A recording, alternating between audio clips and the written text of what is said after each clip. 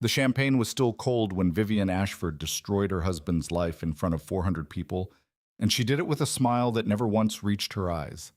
Grant Ashford had walked into the Lighthouse Foundation gala believing tonight was his victory lap, his moment to stand tall in Halcyon Bay's most glittering ballroom with a beautiful woman on his arm while his wife sat quietly at home as she always did, as she always would. He was wrong. Vivien had spent 8 months building a trap so elegant, so ruthlessly precise, that Grant walked straight into it wearing a custom tuxedo and a grin. By the time he understood what was happening, the doors were already locked. Stay until the end and drop a comment telling me what city you're watching from. I love seeing how far these stories travel. The Meridian Grand Hotel had always understood one thing above all else, that the truly wealthy didn't want luxury. They wanted exclusivity. The quiet, intoxicating certainty that they were in a room where not everyone could enter. The hotel delivered this certainty with architectural confidence. Its grand ballroom soared 40 feet overhead, the ceiling a masterwork of gilded plasterwork and hand-blown Venetian chandeliers that threw prisms of light across tables draped in ivory duchesse satin. White peonies flown in from a single grower in the Netherlands formed the centerpieces, each arrangement the cost of a semester's college tuition. The sommelier, circulating with bottles of Cru Grande Cuvée, had been doing so for 22 years and could read the social temperature of any room within minutes of arrival. Tonight, he told the head bartender just before 8 p.m., something is about to happen. Grant Ashford didn't notice the sommelier's expression. He rarely noticed people whose names weren't worth knowing. He stood near the entrance to the main ballroom with his right hand resting at the small of Cara DeLuca's back, a gesture that was less affection than claim, and surveyed the room with the proprietary satisfaction of a man who believed he had built this world. In a sense, he had. Ashford Capital's towers punctuated Halcyon Bay's skyline like his signature on a deal sheet. His money had funded 2 wings of the city's art museum, 3 parks, a children's hospital renovation. Politicians answered his calls before their own wives. He had come from nothing, a kid from a neighborhood where fathers worked until they broke, and ambition was considered a character flaw, and he had made himself into someone this city could not ignore. He was 53 years old and had never once considered that the reckoning was coming.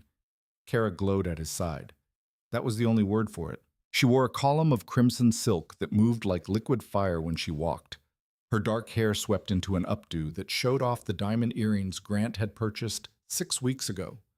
$47,000 from their joint account, categorized in his expense records as client appreciation gift.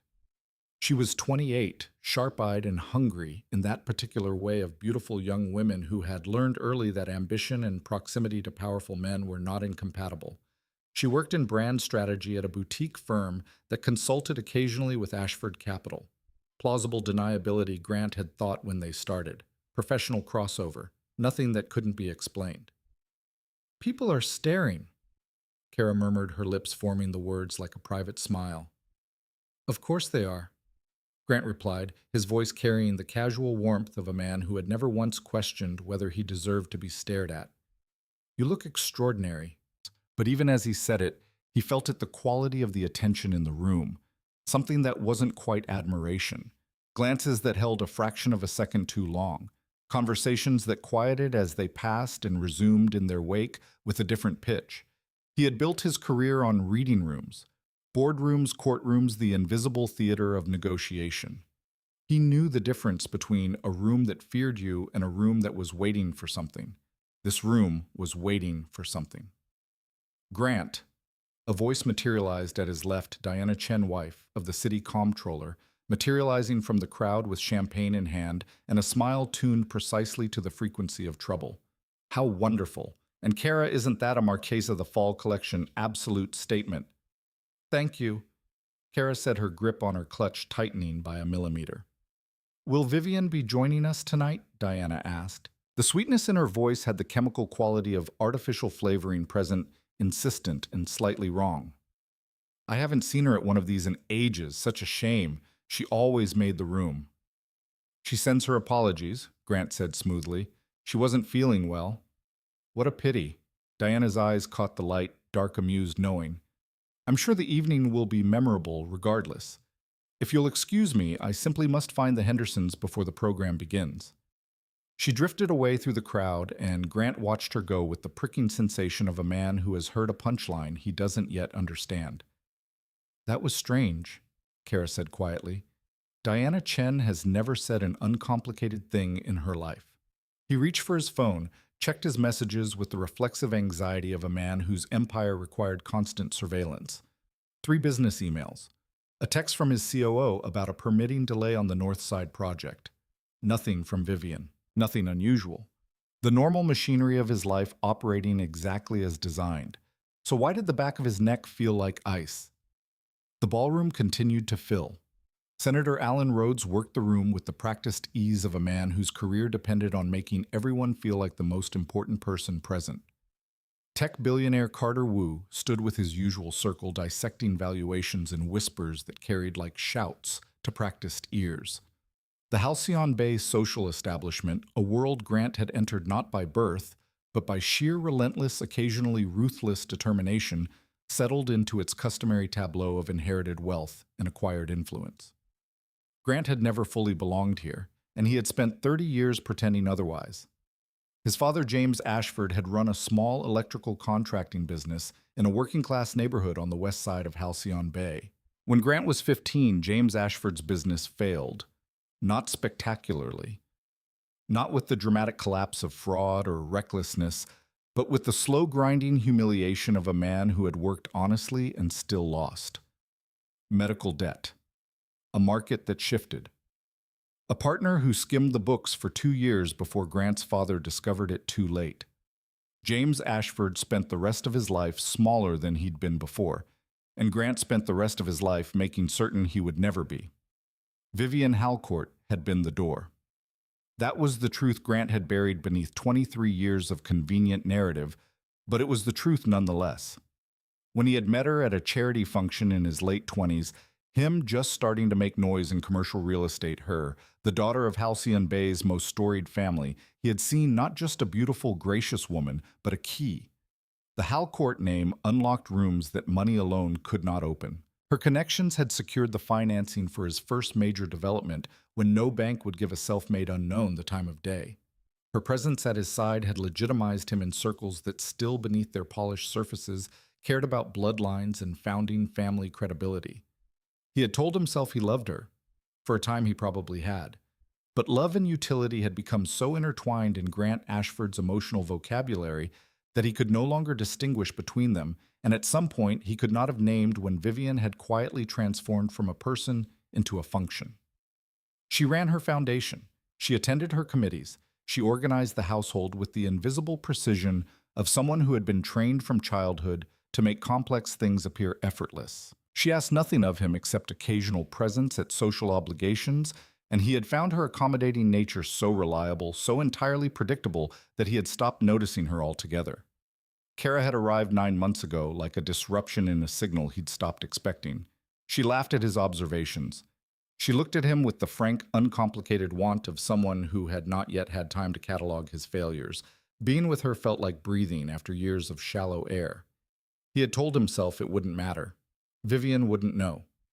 Vivien wouldn't look. The lights dimmed 5 degrees, and the string quartet shifted from Vivaldi to something lower and more searching, and Grant checked his watch, 8:47. The program was running 17 minutes behind schedule.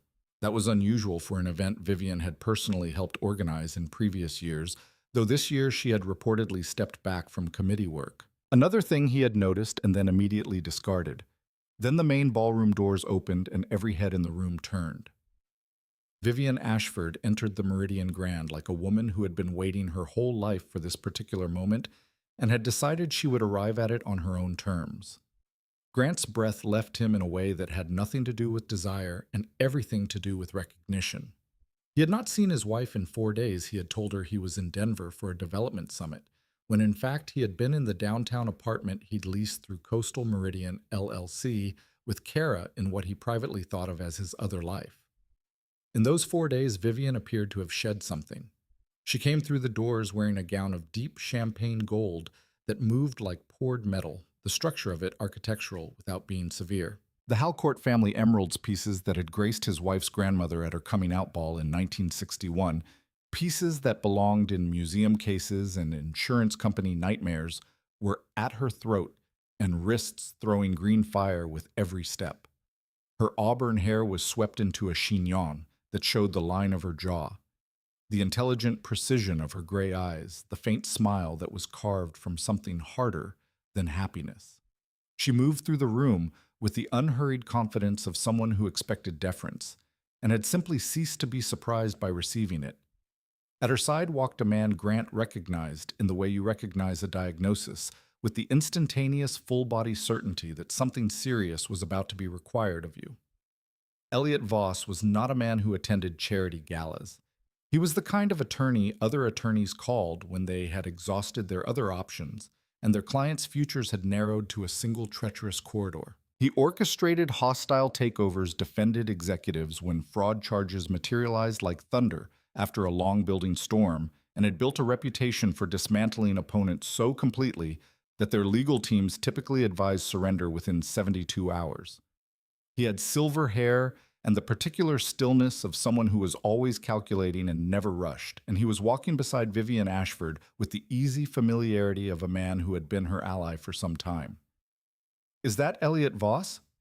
Diana Chen's voice carried from a nearby table, sharp with delighted alarm. Grant heard it from across the room. He also heard Carter Wu say quietly to his companion, "Well, someone did their homework."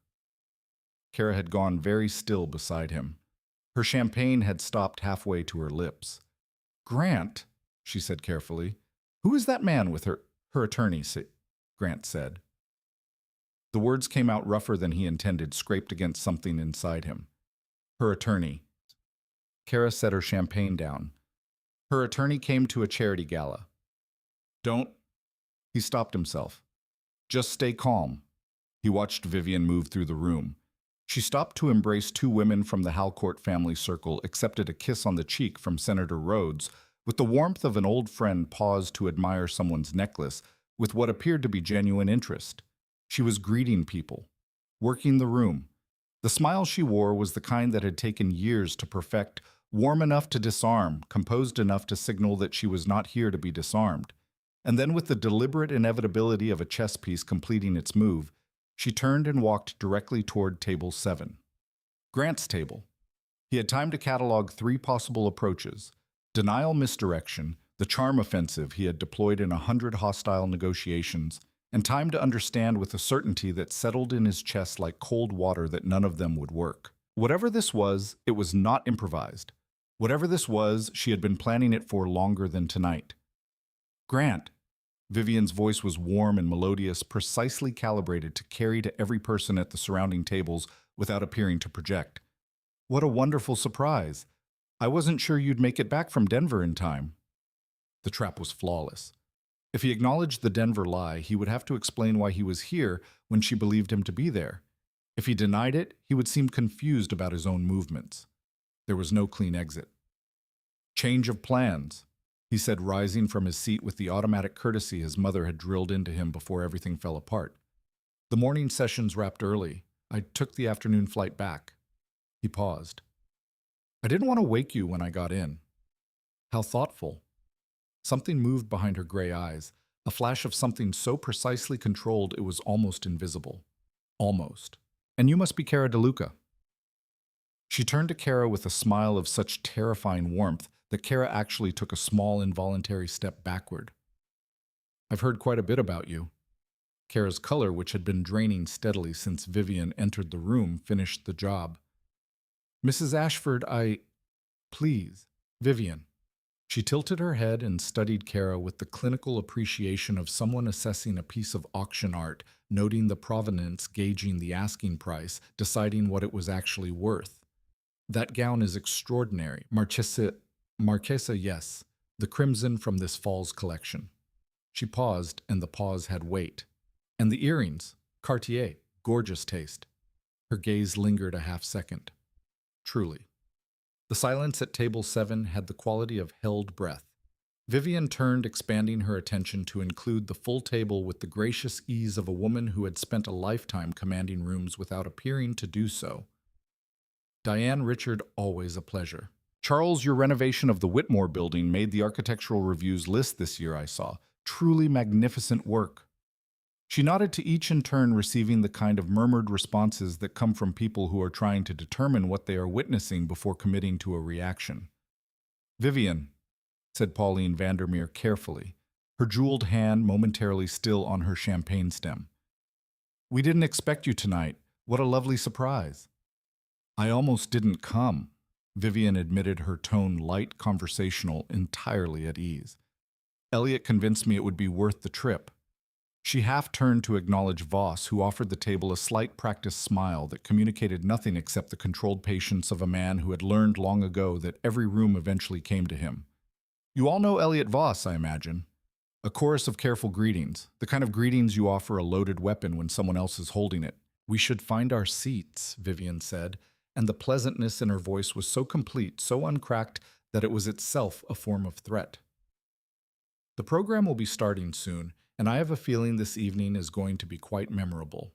She looked at Grant one last time, a brief level look that contained volumes she had been composing for years. Enjoy your evening.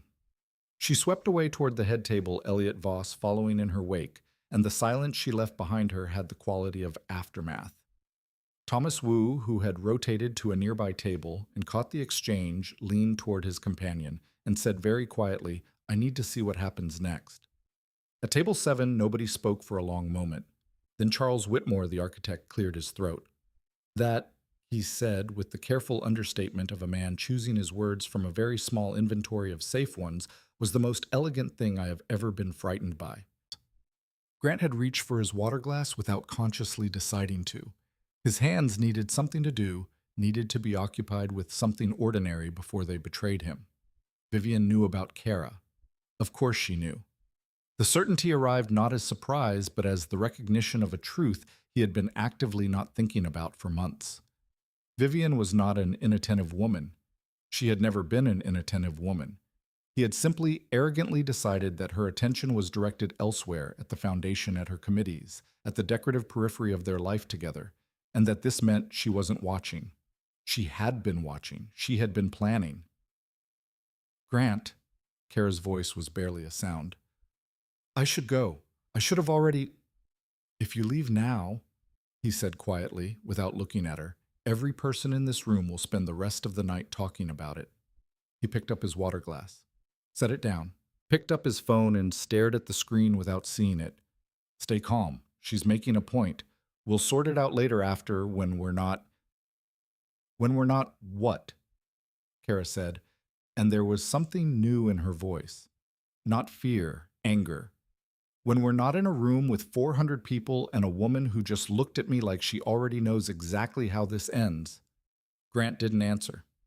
Because across the ballroom at the head table beside Lighthouse Foundation Executive Director Eleanor Vance, his wife was leaning close and speaking quietly and smiling, and Eleanor was nodding with the expression of someone who had been briefed, prepared, and was waiting for her cue.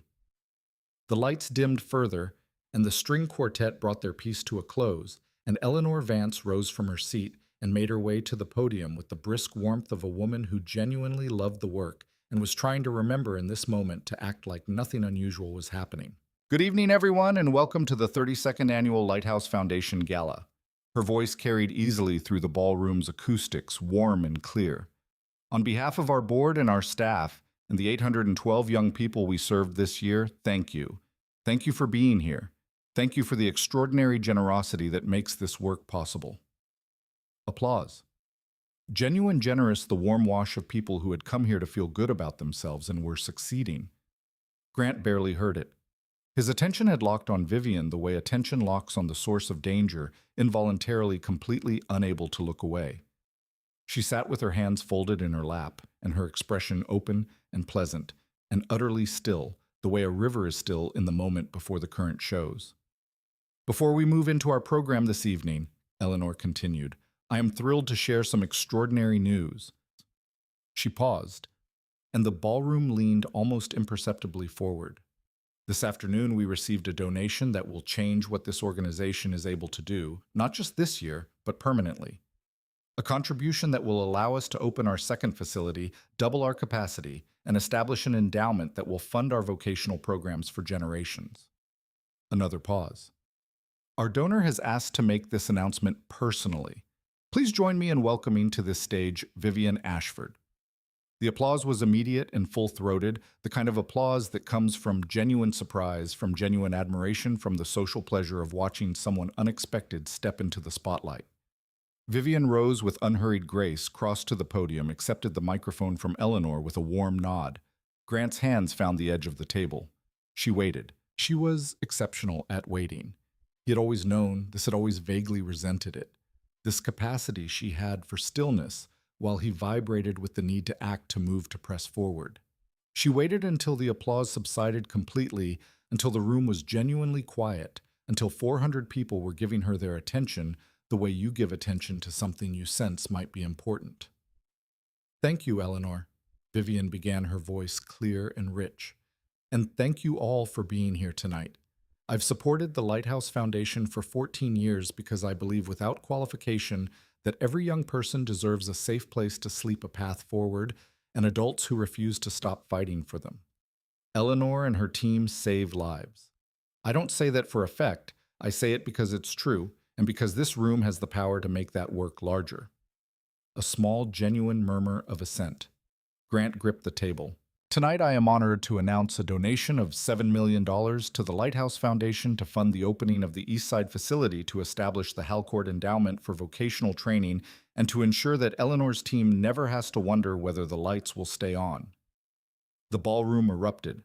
Not polite applause eruption, the kind of spontaneous collective response that happens when a number lands with genuine force. $7 million. Grant's mind moved through calculations faster than he could consciously track them. Their joint accounts didn't have that kind of liquid capital. She must have liquidated assets from the Halcourt family trust, the trust he had been monitoring, or thought he had been monitoring, since they married. The prenuptial agreement gave him oversight of her inherited wealth. How had She's been building something, said a cold, clear voice in the back of his head. "She's been building something for months, and you didn't see it because you stopped looking at her." "This donation," Vivien said, her voice cutting through his spiraling thoughts with the precision of someone who had chosen this exact moment for this exact word, "was inspired by someone who taught me a very important lesson." The ballroom went quiet in a different way. Not applause quiet. Listening quiet. "Someone who showed me," Vivien continued, "that I had been living a comfortable, well-appointed, deeply dishonest life, and that the truth, however painful, however inconvenient, however much it cost, was infinitely preferable to that comfort." Grant heard someone at a nearby table whisper, "Oh no," with the hushed reverence of someone watching a building begin to fall. Vivien's gray eyes found table 7 with the unerring accuracy of someone who had known exactly where she was aiming before she drew breath. "Cara DeLuca," she said, her voice carrying perfectly to every corner of the room. "Would you join me on stage, please?" Time stopped. At table 7, Pauline Vandermeer's hand went to her mouth. Charles Whitmore set down his champagne with extraordinary care. Richard Vandermeer, who had been divorced twice under circumstances no one had ever fully clarified, looked at Grant with something that might have been pity and might have been fascination. Cara had gone the color of chalk. She looked at Grant with the expression of someone who has just understood that the exit they thought was behind them was actually a wall. "It's fine," Grant said, and the words came out hollow, even to him, emptied by the thing he now understood was happening. "Just go up." "Grant, go." He heard himself say it, heard how it sounded, heard Pauline draw a quiet breath. Cara rose. The crimson dress that had seemed like armor an hour ago now made her visible from every angle of the room. The walk to the stage was perhaps 40 feet, and it took forever, and it was watched by 400 people who had arrived this evening to feel good about themselves and were now feeling something else entirely, the charged, complicated electricity of witnessing something real in a room that usually traded only in performance. She climbed the steps. Vivien met her at the top with a smile of such composed, practiced warmth that Cara actually stopped moving for a moment, unsure what to do with her hands, unsure what was being asked of her, unsure of everything except that she was standing in the center of something she did not understand and could not escape. "Thank you for joining me," Vivien said, taking Kara's hand with the gentle, relentless grip of someone who has no intention of letting go. Her voice through the microphone was kind. Her eyes were not kind. They were perfectly terrifyingly clear. "I wanted you here because you played a crucial role in helping me see clearly." She looked out at the room. "For the past 8 months, Kara has been having an affair with my husband." The sound the ballroom made was not quite a gasp and not quite silence. It was the sound of 400 people recalibrating simultaneously the intake of breath that precedes full understanding the fraction of a second before a collective sentence forms. Kara made a small, wounded sound. Grant heard it from 40 feet away. "I've known for quite some time." Vivien continued, her tone still pleasant, still conversational, as steady as if she were discussing the provenance of the centerpieces. "Grant isn't nearly as clever as he believes.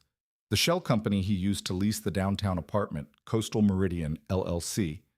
I serve on the board of the institution that approved the financing, the conference trips that couldn't be verified. His executive assistant, Patricia Hale, has sent me his actual calendar every week for 7 months." She paused. "Patricia worked for me for 16 years before Grant recruited her. She has always worked for me." Grant felt the room tilt. Patricia. Efficient, unobtrusive, completely invisible Patricia, who managed his schedule and his appointments and his fabricated alibis with the same professional competence she brought to everything. He had congratulated himself on finding her. He had never once thought to ask where she came from. "At first," Vivien said, and something shifted in her voice, not breaking, not wavering but deepening like a river finding a wider channel. "I was devastated. 23 years, I cried, I raged.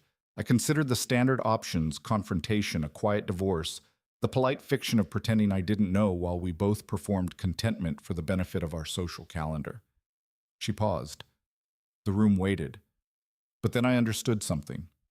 A quiet divorce is a gift to the person who betrayed you. It gives them privacy.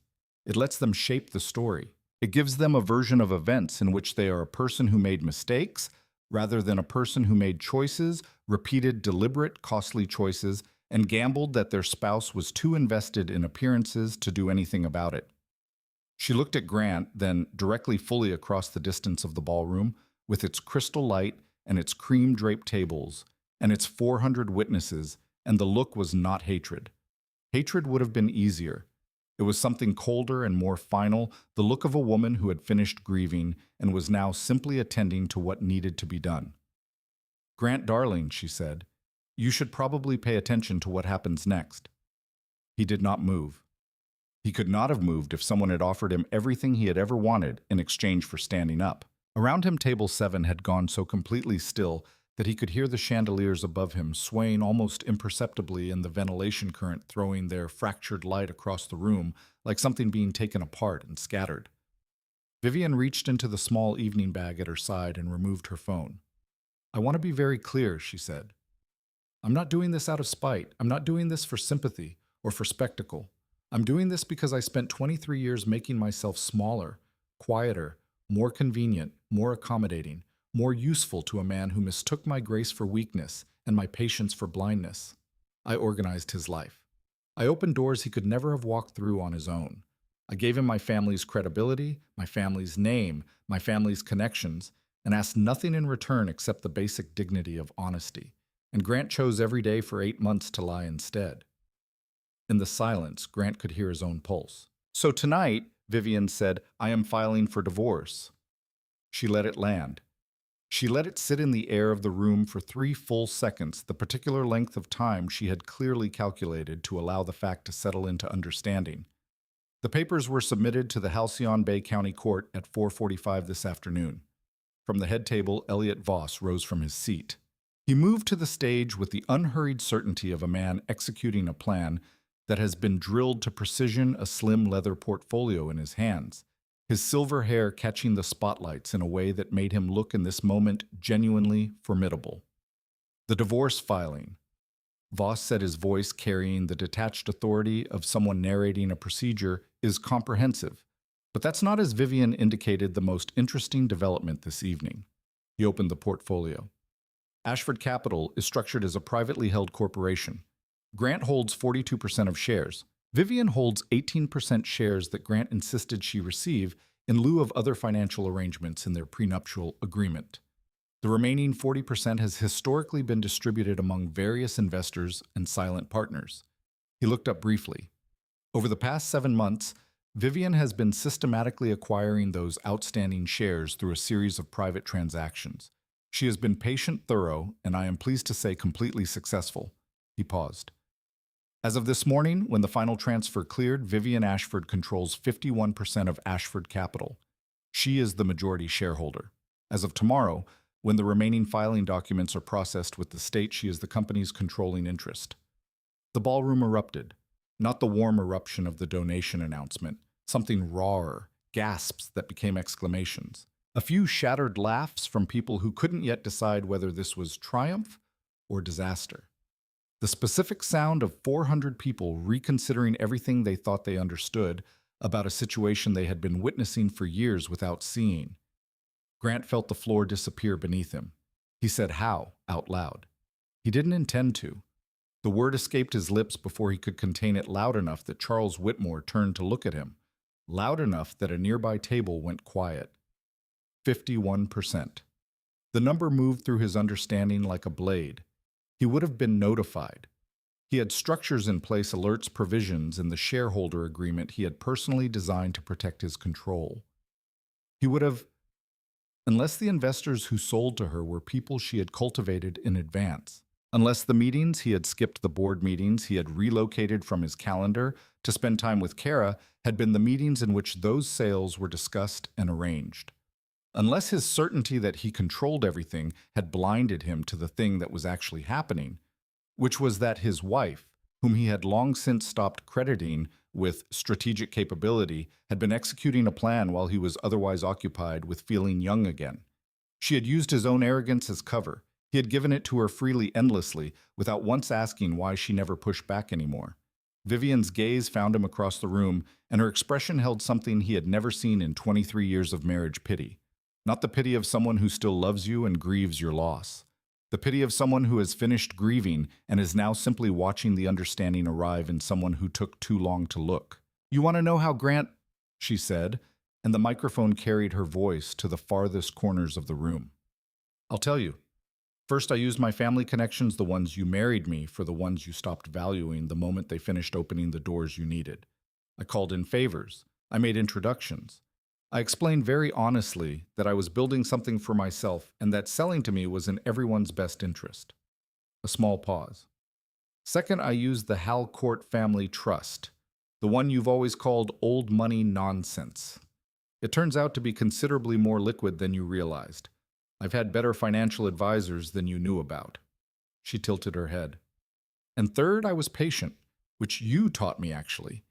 You always said the key to any good deal was letting the other party believe they were winning right up until the moment they understood they had already lost." She let that settle. "But the shares are only part of what this evening is about."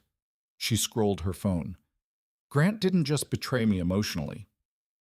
Over the past 8 months, he spent approximately $420,000 on this relationship. The downtown apartment, the gifts, the travel that appeared on his itineraries as client entertainment and appeared in our joint accounts as expenses that were legally entirely half mine." She looked up. "Kara, those earrings you're wearing, the Cartier pieces, $47,000. Joint account, March 14th. Kara's hands moved to her ears. Her fingers found the diamonds.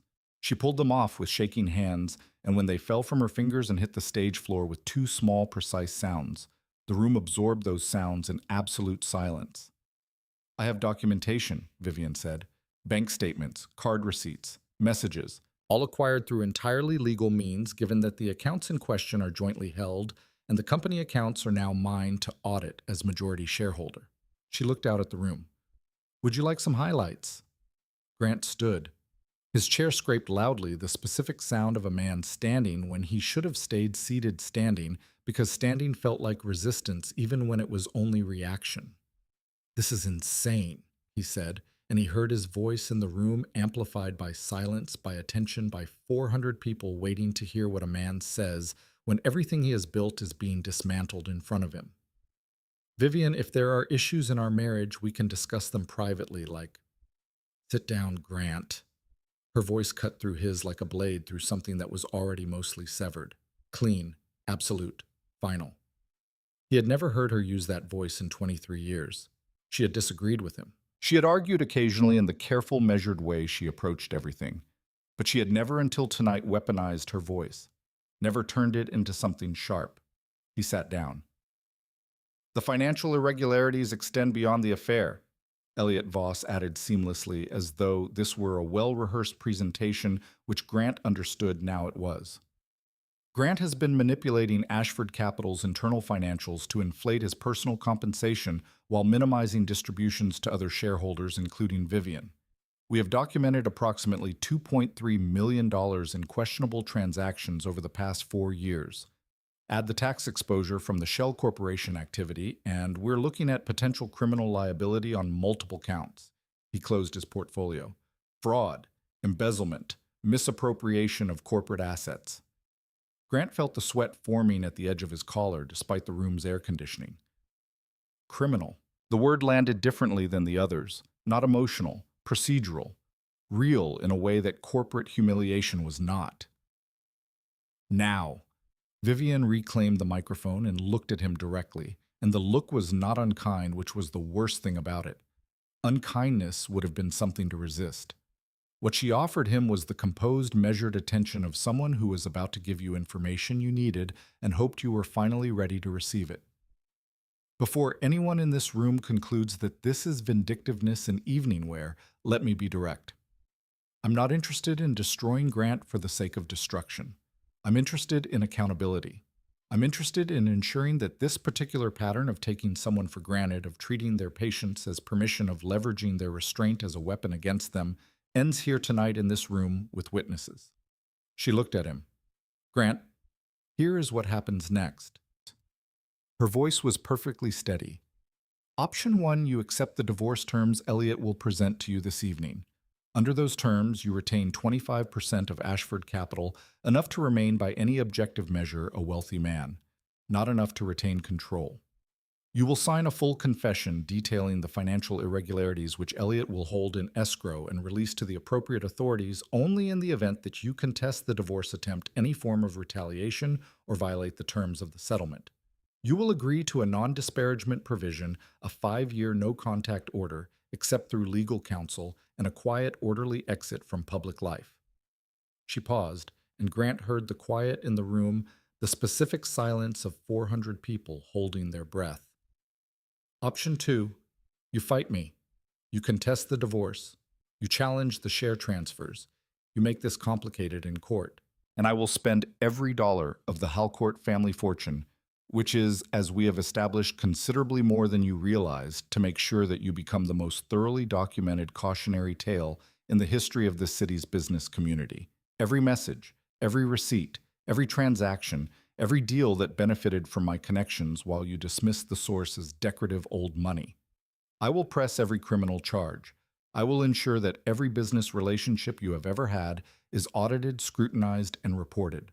I will make certain that Grant Ashford's defining legacy is not what he built, but how he treated the people who made the building possible. She let it rest in the air like the final note of a piece of music. You have until midnight. Elliot will be at the bar with the paperwork. Find him before 12. Sign, and you walk out of here with your dignity, your health, and enough money to live very comfortably for whatever comes next. She looked at him one last time. Or don't, and we find out how the other story ends. She turned to Kara then, and her voice shifted into something that was not warmth exactly, but was something adjacent to it, a recognition perhaps of youth and poor judgment that she had decided not to hold against someone who had not yet lived long enough to know better. As for you, you can cooperate with my attorneys, confirm the timeline, provide testimony about the financial arrangements, and I will use every connection I have to make certain your professional life survives this. One catastrophically poor decision does not have to define you, but you will need to be honest, completely without omission. Kara was crying. She had been crying for some time, Grant realized, mascara making dark channels down her cheeks. Her earlier composure dissolved entirely. Or, Vivien continued without cruelty, you can stay loyal to someone who is never loyal to you, and I will make certain that the story of this evening follows you to every room you ever try to enter in this city. A small pause. The choice is genuinely yours. I'll cooperate, Kara whispered. The microphone barely caught it. I'll tell you everything. I'm so sorry. I never meant, I know. And Vivien's voice in this moment was almost gentle. What matters now is what you do next. Elliot will arrange a meeting. Be honest. Be complete. And you might salvage something real from this. She gestured toward the stage steps. A clear, final dismissal. Kara came down off the stage with the careful, unsteady movement of someone who no longer trusts the floor beneath them. She moved through the tables, through the crowd of staring faces, through the charged silence of 400 people who had come here expecting a charity gala and were now witnesses to something else entirely, toward the ballroom exit. The sound of her heels on the marble, the doors closing behind her, the silence that followed. Vivien stood alone at the podium now, the spotlight making the emeralds at her throat flash like something alive, and she looked out at the room with the expression of someone who has said what needed saying and is now prepared to accept whatever comes next. I know what you're thinking, she said, and her voice had changed again, shed the surgical precision of the past 20 minutes, and found something more human underneath. This is messy, it's uncomfortable. It is emphatically not how we do things in polite society. We're supposed to manage our disasters privately, smile at events, make our humiliations presentable for public consumption. She shook her head slowly. I'm done with that. I spent 23 years protecting a man who didn't deserve protection, and I did it because I cared more about how things looked than about whether they were true. Grant bet on that. He counted on it. He bet that my desire to maintain appearances would be stronger than my desire for justice, and for a very long time he was right. She paused. He was wrong about the end of the story. Senator Alan Rhodes, who had been married to the same woman for 41 years and whose entire political identity rested on the projection of family integrity, stood up. He began to applaud slowly, deliberately, with the considered weight of someone who has decided that this moment requires a public choice. Diana Chen stood next. Then Pauline Vandermeer, her earlier careful neutrality replaced by something more direct. Then Charles Whitmore and Carter Wu, and half the room until the Meridian Grand Hotel's ballroom was resonant with applause that had nothing performative about it, that sounded in this moment like recognition. Grant Ashford sat in the middle of it and did not move. He could not move. He could not stand and object, and he could not leave, and he could not make a scene, and he could not do any of the things his instincts were screaming at him to do, because all of them would make it worse. And the one thing he had been left with in this room, the single threadbare remnant of the dignity he had walked in wearing, was stillness. So he sat, and the applause continued. And he understood sitting there in the wreckage of the life he had built, and the night he had planned, and the victory lap he had imagined, that the reckoning his wife had been quietly, carefully constructing for 8 months was not yet finished. It had only just begun. The papers were filed. The shares had transferred. The confession was waiting for his signature, and Vivien Ashford stood at that podium accepting her standing ovation with the composed, unhurried grace of a woman who had already won and had known for quite some time that she would. The applause finally subsided, and Vivien smiled genuine this time, something that reached her eyes and nodded to Eleanor Vance and said, with the remarkable equanimity of someone who has just publicly dismantled a 23-year marriage, Eleanor, I believe you have a program prepared. I don't want my personal situation to overshadow the real purpose of tonight, which is making sure the Lighthouse Foundation has everything it needs. The program resumed. Servers appeared with the first course. The ballroom reorganized itself around the extraordinary thing that had just happened and continued because evenings always do. At table 7, nobody spoke to Grant for a long time. Then Pauline Vandermeer set her hand briefly lightly on the tablecloth near his and said in a voice drained of all its earlier carefully maintained neutrality, "If you need to leave Grant, no one would." He nodded. One small movement.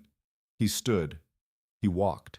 He felt every eye in the room track his movement toward the exit with the specific terrible attention that attaches to a man who has been publicly reduced and is now navigating the distance between his humiliation and the door.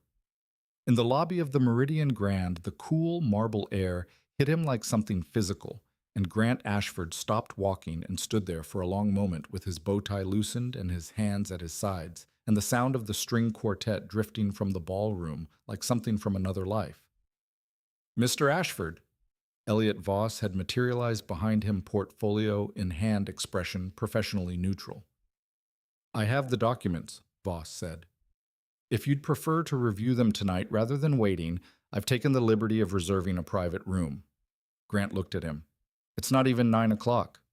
"No," Voss agreed. "But every minute you spend in uncertainty is a minute you spend knowing what you'd be losing by refusing. Most people," he added, not unkindly, "find that the certainty, even an uncomfortable certainty, is easier to live with than the waiting."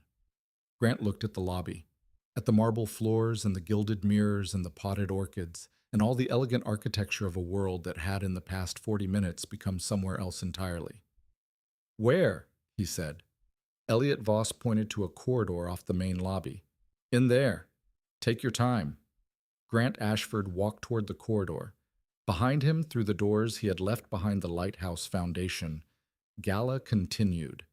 His wife's voice, steady and clear, and completely free of the performance he had always mistaken for her personality, had already been recorded by 3 people on their phones and would be everywhere by morning. He walked into the conference room. He sat down. He looked at the documents that were waiting for him, arranged with careful precision on a mahogany table that cost more than his first car.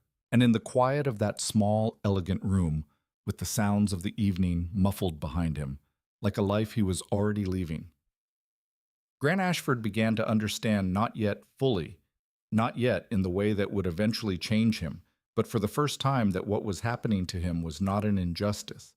It was a consequence, and he had earned every word of it.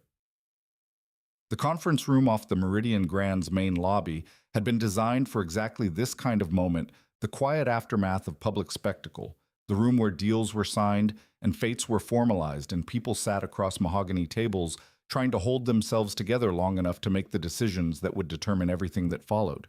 The lighting was warm and indirect. The leather chairs were designed to be comfortable without being relaxing. A small pitcher of water had been placed on the table with 2 glasses, and Grant stared at it for a long moment before understanding that Voss had ordered it, that this detail too had been anticipated and arranged. "The settlement terms are exactly as Vivien described," Voss said, spreading the documents across the table with the practiced efficiency of a man who had done this many times and intended to do it quickly. He turned each page to face Grant with the small, precise movements of a dealer laying out cards. 25% of Ashford capital with distribution rights calculated quarterly. The confession regarding the financial irregularities held in escrow by my office and released only upon violation of these terms. Non-disparagement provisions bilateral for what it's worth. Contact restrictions for 5 years except through legal counsel. Supervised transfer of jointly held assets over a 90-day period. He looked up briefly. She could have structured this to take everything, Mr. Ashford. She chose not to. "She took my company," Grant said. The words came out hollower than he'd expected, as if someone had reached inside his chest and removed whatever had been giving his voice resonance. "She acquired a controlling interest in a corporation through legitimate financial transactions over a 7-month period."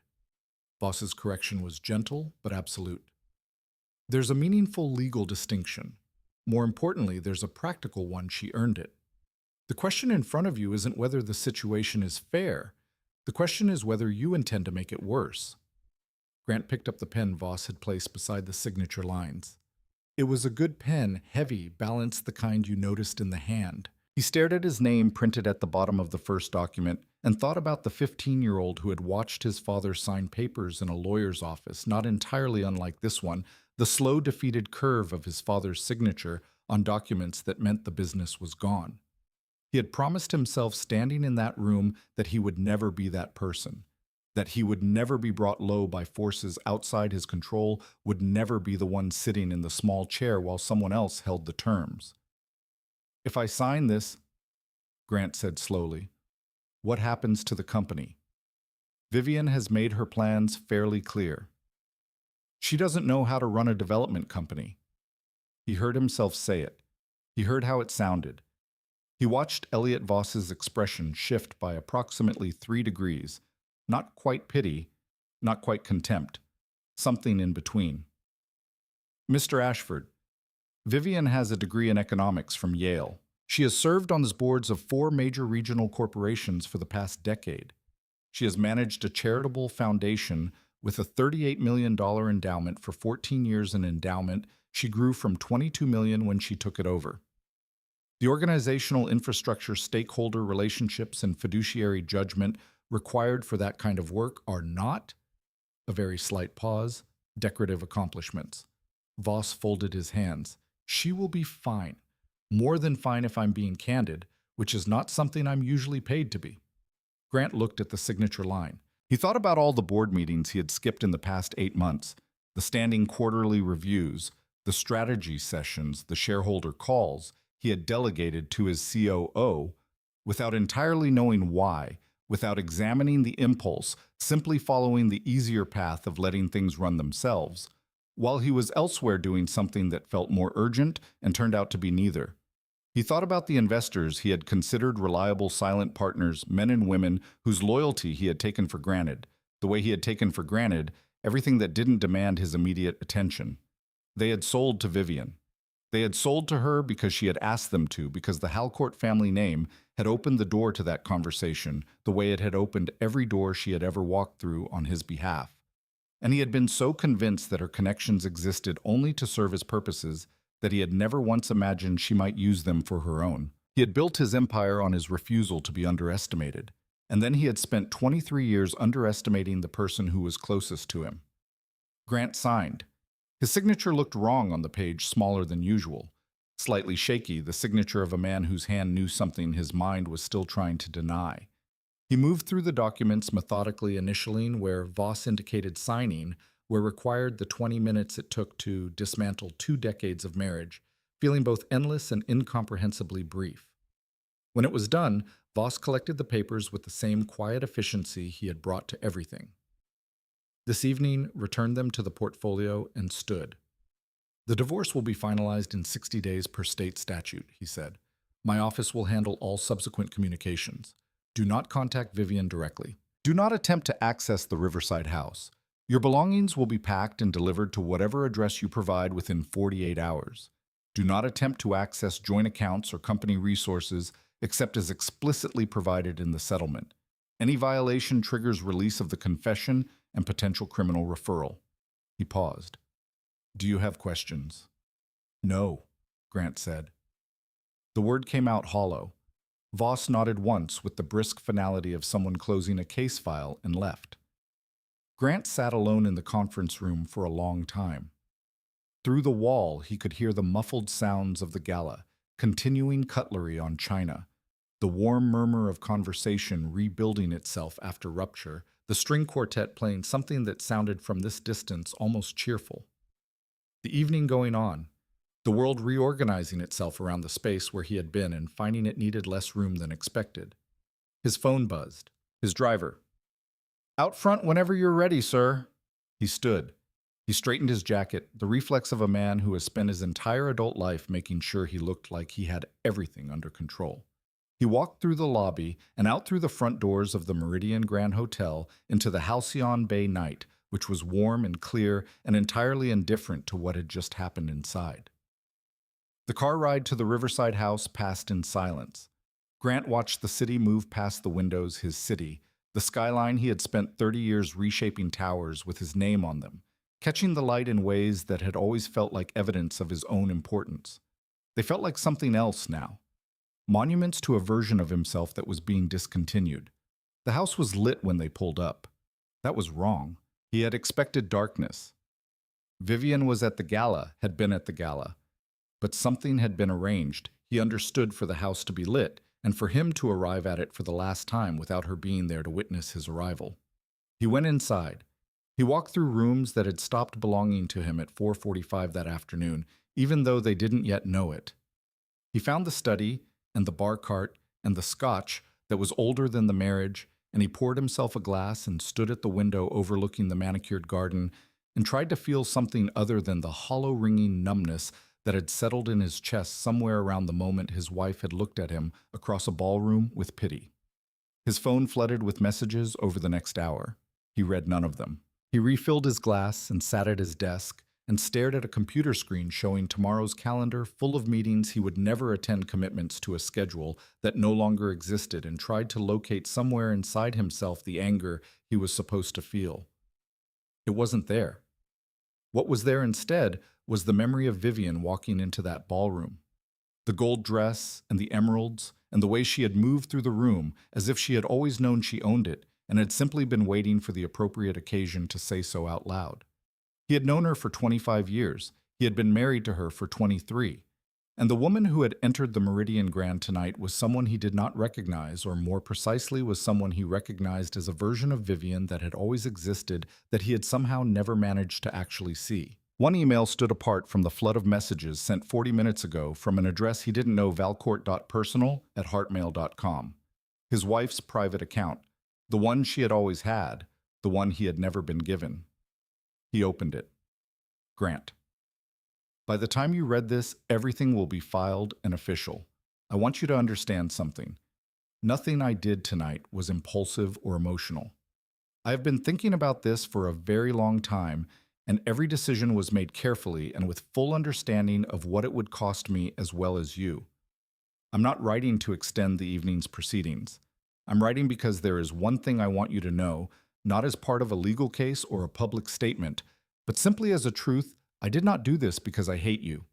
I did it because I finally learned to love myself more than I feared being alone. You taught me a great many things during our marriage, including how to identify weakness and how to move strategically when the moment requires it. You simply never imagined I would use those lessons for my own purposes. I hope you find whatever it is you have been looking for. I mean that without irony, but understand you will never find it by making someone else smaller to make yourself feel larger. That is the only lesson that matters here if you are capable of receiving it. Take care of yourself. V. Grant read it 3 times. Then he closed the laptop and poured the last of the scotch and sat in the study he would never sit in again until the sky outside the window began to lighten toward gray. At 6 in the morning, his phone buzzed with a bank alert. The share transfer had processed. Vivien Ashford was now the majority shareholder and controlling interest of Ashford Capital, effective immediately. At 6:20, an email arrived from the company's board of directors informing him that an emergency meeting had been called for 9 a.m. to discuss leadership transition and strategic restructuring. The email was addressed to all board members. Grant's name did not appear in the distribution list. At 6:45, the moving trucks arrived. Grant watched from the study window as uniformed workers began carrying equipment from the vehicle's boxes and packing materials, the professional apparatus of a life being carefully disassembled and redistributed. He had been informed via a message from Voss's office at midnight that he was not to be present during the packing.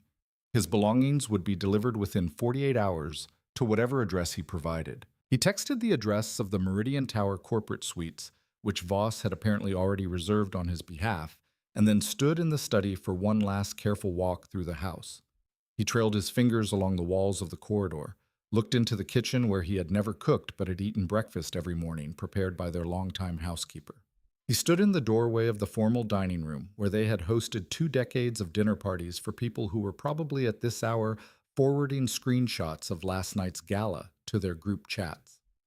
He climbed the stairs to the master bedroom and stood in the doorway without going in. Vivien's side was untouched. Her clothes still hung in the closet, organized by season with the precision she brought to everything.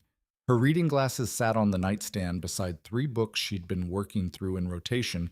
He could see the bookmarks, the slight curl of pages she'd touched. There was a photograph on her vanity of the 2 of them from their 15th anniversary trip, a week in Portugal, that had been one of the last times Grant could remember being genuinely present with her, sitting in a square in Lisbon, eating pastéis de nata and talking about things that weren't business. He looked at the photograph for a long moment.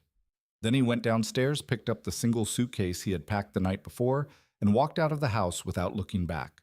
Because looking back would have required him to acknowledge fully what he was leaving behind, and he wasn't ready for that yet. He wasn't sure he would be ready for it for a very long time. The Meridian Tower corporate suites occupied a glass and steel building in Halcyon Bay's financial district, 12 blocks from the Ashford Capital headquarters. The apartment Voss had reserved was on the 23rd floor. One bedroom, a living area with corporate tasteful furniture, a kitchen with high-end appliances arranged for someone who never actually cooked, windows that looked out over the city, with the same view Grant had spent 30 years trying to earn, but which now felt like being observed rather than observing. He unpacked his single suitcase into the closet and sat on the bed in a stranger's apartment that was now his life and stared at the floor. At 8 o'clock, his phone rang. Marcus Webb. Grant and Marcus had been roommates at Halcyon Bay State, two kids from the west side of the city, first in their families to go to university, thrown together by dormitory assignment and held together by the particular bonds that form when you are young and broke and figuring out what kind of person you intend to be. Marcus had become a business consultant, married a woman named Nora, who was a family therapist and one of the sharpest people Grant had ever met, and had remained the one relationship in Grant's life that was not at some level strategic. Grant had mostly squandered this fact, as he had mostly squandered most things that weren't immediately useful. He answered the phone. "You actually picked up," Marcus said. "I was prepared for voicemail." "Why are you calling at 8 in the morning?" "Because Nora was awake at midnight watching the video someone posted on social media, and she spent the next 2 hours telling me exactly what she thinks. And at the end of it, she said, 'Call him at 8, with the specific tone that means I should absolutely call you at 8. A pause. "Also, I was worried you'd do something stupid." "I signed the documents," Grant said. "Is that stupid?" "Honestly, no. That's probably the smartest thing you've done in 8 months. Marcus paused. "That's not a high bar." "I'm aware." "Do you want me to come over?" "No." Grant stood and moved to the window, looked out at the city, at the towers, at the building 12 blocks away with his name on it that was no longer his. "I don't know what I want." "That," Marcus said, "might actually be progress." A pause. "She's going to be fine, you know, Vivien. She's going to be better than fine." "I know," Grant said. The certainty of it was strange and hollow and oddly clean. "I know she is." "What about you?" Grant thought about the question with the thoroughness it deserved and still had no answer. "I genuinely don't know," he said finally. "I don't know who I am without the company and the position and all of it. I built everything from nothing, and then I made the nothing the whole point, and now I—" He stopped. The thought was too large and too honest for 8 in the morning in a stranger's apartment with his life in a single suitcase. "I'll figure it out." "You will," Marcus said. "Nora wants to know if you'll come for dinner Sunday." "Tell her yes," Grant said before the instinct to decline could form completely. A small pause on the other end. "She'll be pleased. She's been worried about you for longer than last night, for what it's worth." He understood later what Marcus meant by that. Not that Nora had been anticipating this specific evening, but that she had been watching with the specific professional attention of someone trained to see patterns in behavior. The slow deterioration of a man who had reduced his emotional range to the territory between aggressive confidence and willful blindness. She had been watching and saying things to Marcus that Marcus had been passing along in carefully gentled form for years, and Grant had been hearing them as commentary rather than diagnosis. The news broke nationally by 10. Major business publications ran analyses of the Ashford Capital coup, as they were calling it, pieces about gender corporate governance, the ethics of Vivien's public approach, the legal architecture of what she had done. Half of them called her a feminist hero. A quarter questioned whether the public spectacle had been necessary. All of them agreed it was the most dramatic boardroom seizure in Halcyon Bay's history. Grant's phone received 43 calls before noon. He answered to Marcus again and a client named Robert Chen, who called to inform him with the careful courtesy of someone burning a bridge while complimenting its construction that Chen Properties was reviewing its contracts with Ashford Capital, given the leadership transition. Grant thanked him for the personal call. Robert said something polite about foundations. They both understood what it meant. By noon, Grant had stopped answering his phone entirely. By 2, the moving company delivered 39 boxes to the Meridian Tower suite and stacked them in the living room, and Grant looked at them at the physical remnants of the life he had been living, reduced to cardboard and packing tape, and could not begin to imagine unpacking them. He collapsed on the bed at 4 in the afternoon, fully dressed, and fell into dreamless sleep. He woke at 11 at night to a dark room and the disorienting conviction that he was somewhere he didn't recognize. He lay there in the Meridian Tower bedroom and let memory return in pieces. The gala, the gold dress, the emeralds, Kara on that stage, his name on those documents, and felt the full weight of it settle back into his chest like ballast. He retrieved his phone from the floor. Dozens of missed calls. He opened the one alert he actually cared about. Vivien had given a press conference at 3 in the afternoon. He pulled up the video with the specific self-destructive impulse of someone who knows they should not watch and does it anyway. She looked extraordinary. She had changed into a charcoal suit that projected exactly the right register of authority, without aggression, standing at a podium with the Ashford Capital logo visible behind her. Not Ashford Capital for much longer. And she fielded questions with the composed, measured intelligence of someone who had been preparing for this press conference in some sense for decades, if you counted the preparation of becoming a person capable of standing there without needing to lean on anyone else. Under my leadership, she said in response to a question about her vision for the company, we will maintain our commitment to profitability. We will not do it the way it's been done. The culture at Ashford Capital has historically rewarded individual performance above collective integrity. That changes. A reporter interrupted. Critics say you're using the company to make a personal statement about your divorce. Vivien smiled slightly. Those critics misunderstand the sequence of events. I didn't acquire controlling interest in this company in order to make a personal statement. I acquired it because I spent 7 months systematically doing so, and I intend to use it to build something better than what existed before. She was asked about Grant. Mr. Ashford retains a minority share and will receive his distributions. He has no operational role. We wish him well in his next chapter. She said it warmly. The warmth was genuine, Grant realized. She actually meant it. She was not performing magnanimity. She had simply arrived through some process of interior reckoning he had not been present for, and could not fully imagine at a place where wishing him well was true rather than tactical. He threw his phone across the room. It hit the arm of the corporate leather couch and skidded under the coffee table. He sat in the dark for a while. Then he got up, found the phone, and did something he had not done since the marriage began. He sat on the floor of the living room with his back against the sofa and cried. Not with the dramatic grief of someone performing suffering for an audience, but with the ugly, private, unglamorous honesty of someone who has been holding something too heavy for too long and has finally run out of the energy to hold it.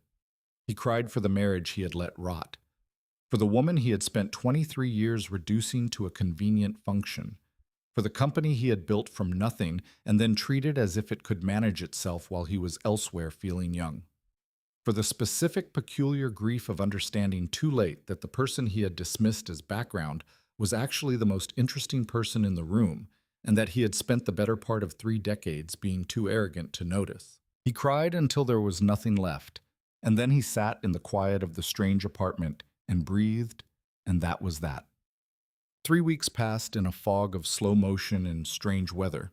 Grant moved through the Meridian Tower suite like someone temporarily inhabiting someone else's life, which, in a sense, he was. He woke late. He ordered food he barely tasted. He scrolled through news coverage of his own destruction with the dissociated interest of someone watching a documentary about someone they used to know.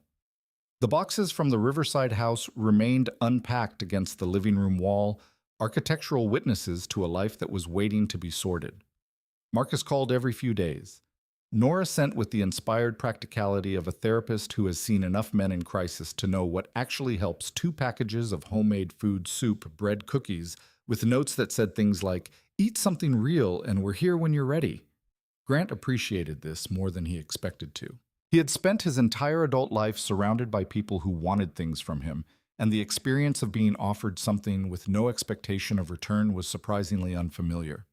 The financial reality of his new circumstances settled in over those 3 weeks with uncomfortable precision. The settlement left him wealthy. His 25% stake was worth somewhere in the neighborhood of $30 million, and the structured quarterly distributions would sustain a comfortable life indefinitely. He would never need to work again in any financial sense of the word. But wealthy, he was discovering, was not the same as powerful, and power had been the actual drug all along.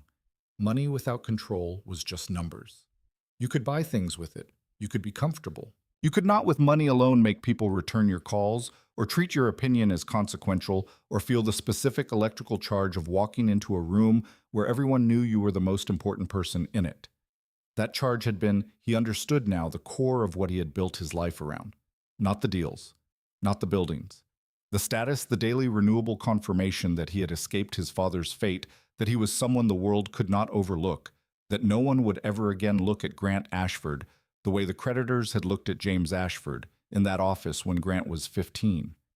He was 53 years old and had just discovered that the entire architecture of his life had been constructed around a fear so old and so thoroughly buried that he had never once recognized it as fear.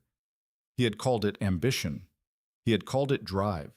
He had called it the hunger that separates the people who build things from the people who watch things being built. It was fear. It had always been fear. On a Wednesday morning, exactly 23 days after the gala, he received a final email from Elliot Voss confirming the completion of all transfers, all filings, all legally mandated steps of his departure from the life he had constructed. The email referred to his wife throughout as Vivien Hart, the name she had been born with, the name she had surrendered on their wedding day, and was now reclaiming with what Grant could only describe as complete and unambiguous intention. Even in paperwork, she was erasing his claim on who she was. He was sitting with this understanding when the phone rang an unfamiliar number. He almost didn't answer. Mr. Ashford, a woman's voice, professional, brisk with the particular quality of someone who has made many of these calls and intends to be efficient. My name is Dr. Renata Cross. I'm a clinical psychologist specializing in executive transition and identity reconstruction. Nora Webb referred you to me. I have an opening Thursday at 2 if you're available. Nora referred me, Grant said. She did. She was quite thorough about your situation. She also said that if you tried to decline the appointment, she had specifically authorized me to tell you, and I quote, "Tell him that wallowing in a corporate suite is a choice, not a consequence, and that he has had quite enough time for it." Grant stared at the wall for a moment. "Thursday at 2, he said. "Good. The address is on file. Bring nothing. No phone, no watch, no armor. Just yourself." She hung up. Grant set the phone down and thought about the word armor, and recognized with the particular clarity that comes from exhaustion and loss that she had somehow already understood something essential about him before they had met. The Sunday dinner at Marcus and Nora's house was in its modest, deliberate way the most honest meal Grant had eaten in years. The house was a colonial in the western suburbs, generous without being ostentatious, the kind of home that had accumulated meaning over time rather than being designed to communicate status. The driveway was cracked in one place and patched in another. The garden was slightly overgrown in the way of gardens that belong to people who have a lot of living to do. The front door opened before Grant could ring the bell. "You've been sitting in the driveway for 6 minutes, Nora said from the doorway. Arms crossed expression, the particular cocktail of affection and impatience that only people who genuinely like you can manage. "I was giving you 10 before I came to get you." "Still deciding," Grant said. "Deciding what? Whether I can do this without being—" He stopped, looked at her. "Without performing being fine when I'm not." Nora Webb was 51, small and precise, with the specific quality of stillness that came from 25 years of listening to people say things they had never said to anyone else and learning when to speak and when to let the silence do the work. She studied Grant for a moment, the way he imagined she studied all her patients, not with diagnosis in mind, but with something more open than that. Curiosity, genuine interest in what the person in front of her was actually experiencing rather than presenting. "Then don't," she said simply. "That's rather the point of tonight. Come inside." The house smelled like roasting chicken and something herbed and warm, and Marcus appeared from the kitchen wearing an apron that said "The Grill Sergeant" and holding 2 beers with the ease of someone who had been diffusing awkward situations for decades and had developed both technique and humor. "You came," he said, handing Grant a bottle. "I owe Nora $20. You bet against me coming." "I bet you'd cancel. Nora bet you'd show up but need retrieving." He tilted his head. She won by 6 minutes, apparently. They ate, and they talked not immediately about the thing that was the reason for the dinner, but around it the way you warm up a cold room before you try to heat it fully. Marcus talked about his consulting work. Their daughter, Elena, who was applying to graduate programs in environmental science. The cracked driveway. At some point, Nora set down her fork and looked at Grant with the direct, professionally gentle precision of someone switching modes. "Tell me how you're actually doing," she said. "Not the version for people you're trying to reassure." Grant looked at the table, at the ordinary plate and the ordinary food and the ordinary salt shaker between them and the extraordinary kindness of being in a room with people who were asking a real question. "I don't know how to be irrelevant," he said finally. The words came out rougher than he expected, as if they had been waiting for permission. "Everything I built, everything I thought I was, it's gone. Or it belongs to someone else. Or it's been publicly cataloged as evidence of character failure. I wake up every morning with no company to run, no calls to make, no decisions that matter, and I don't know what I am without that." Nora nodded, not with the theatrical empathy of a therapist performing interest, but with the genuine recognition of someone who had heard this before and understood its full weight. "That," she said, "is actually the first honest thing you've said to me in 5 years of knowing you." Grant looked at her.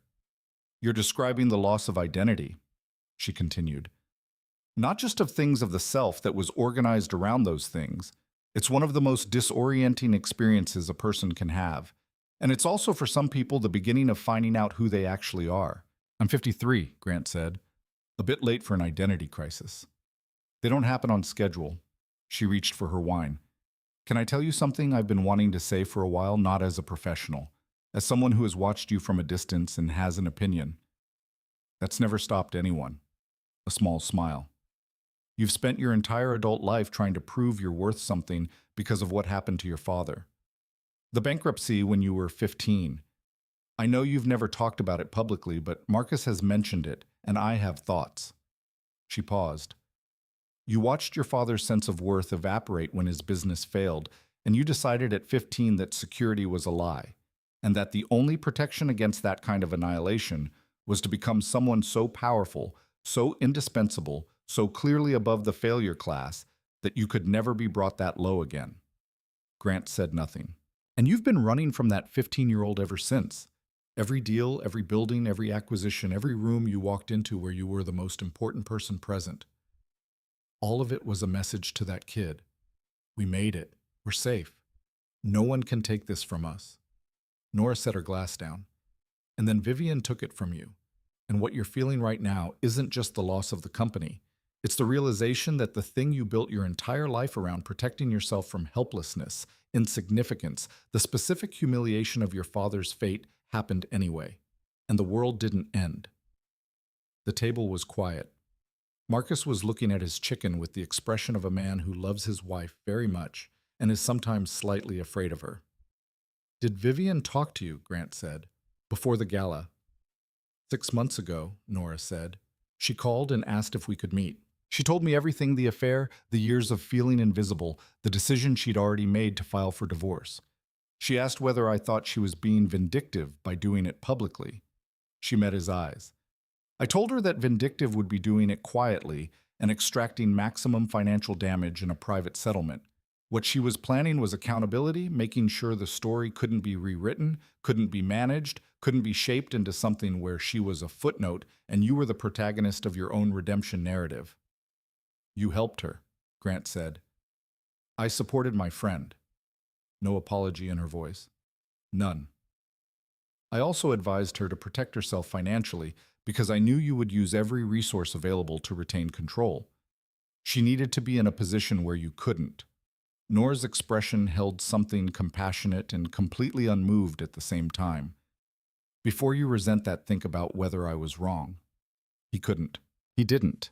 He thought about what he would have done if Vivien had come to him privately with the affair, with the documentation, with the request for a divorce.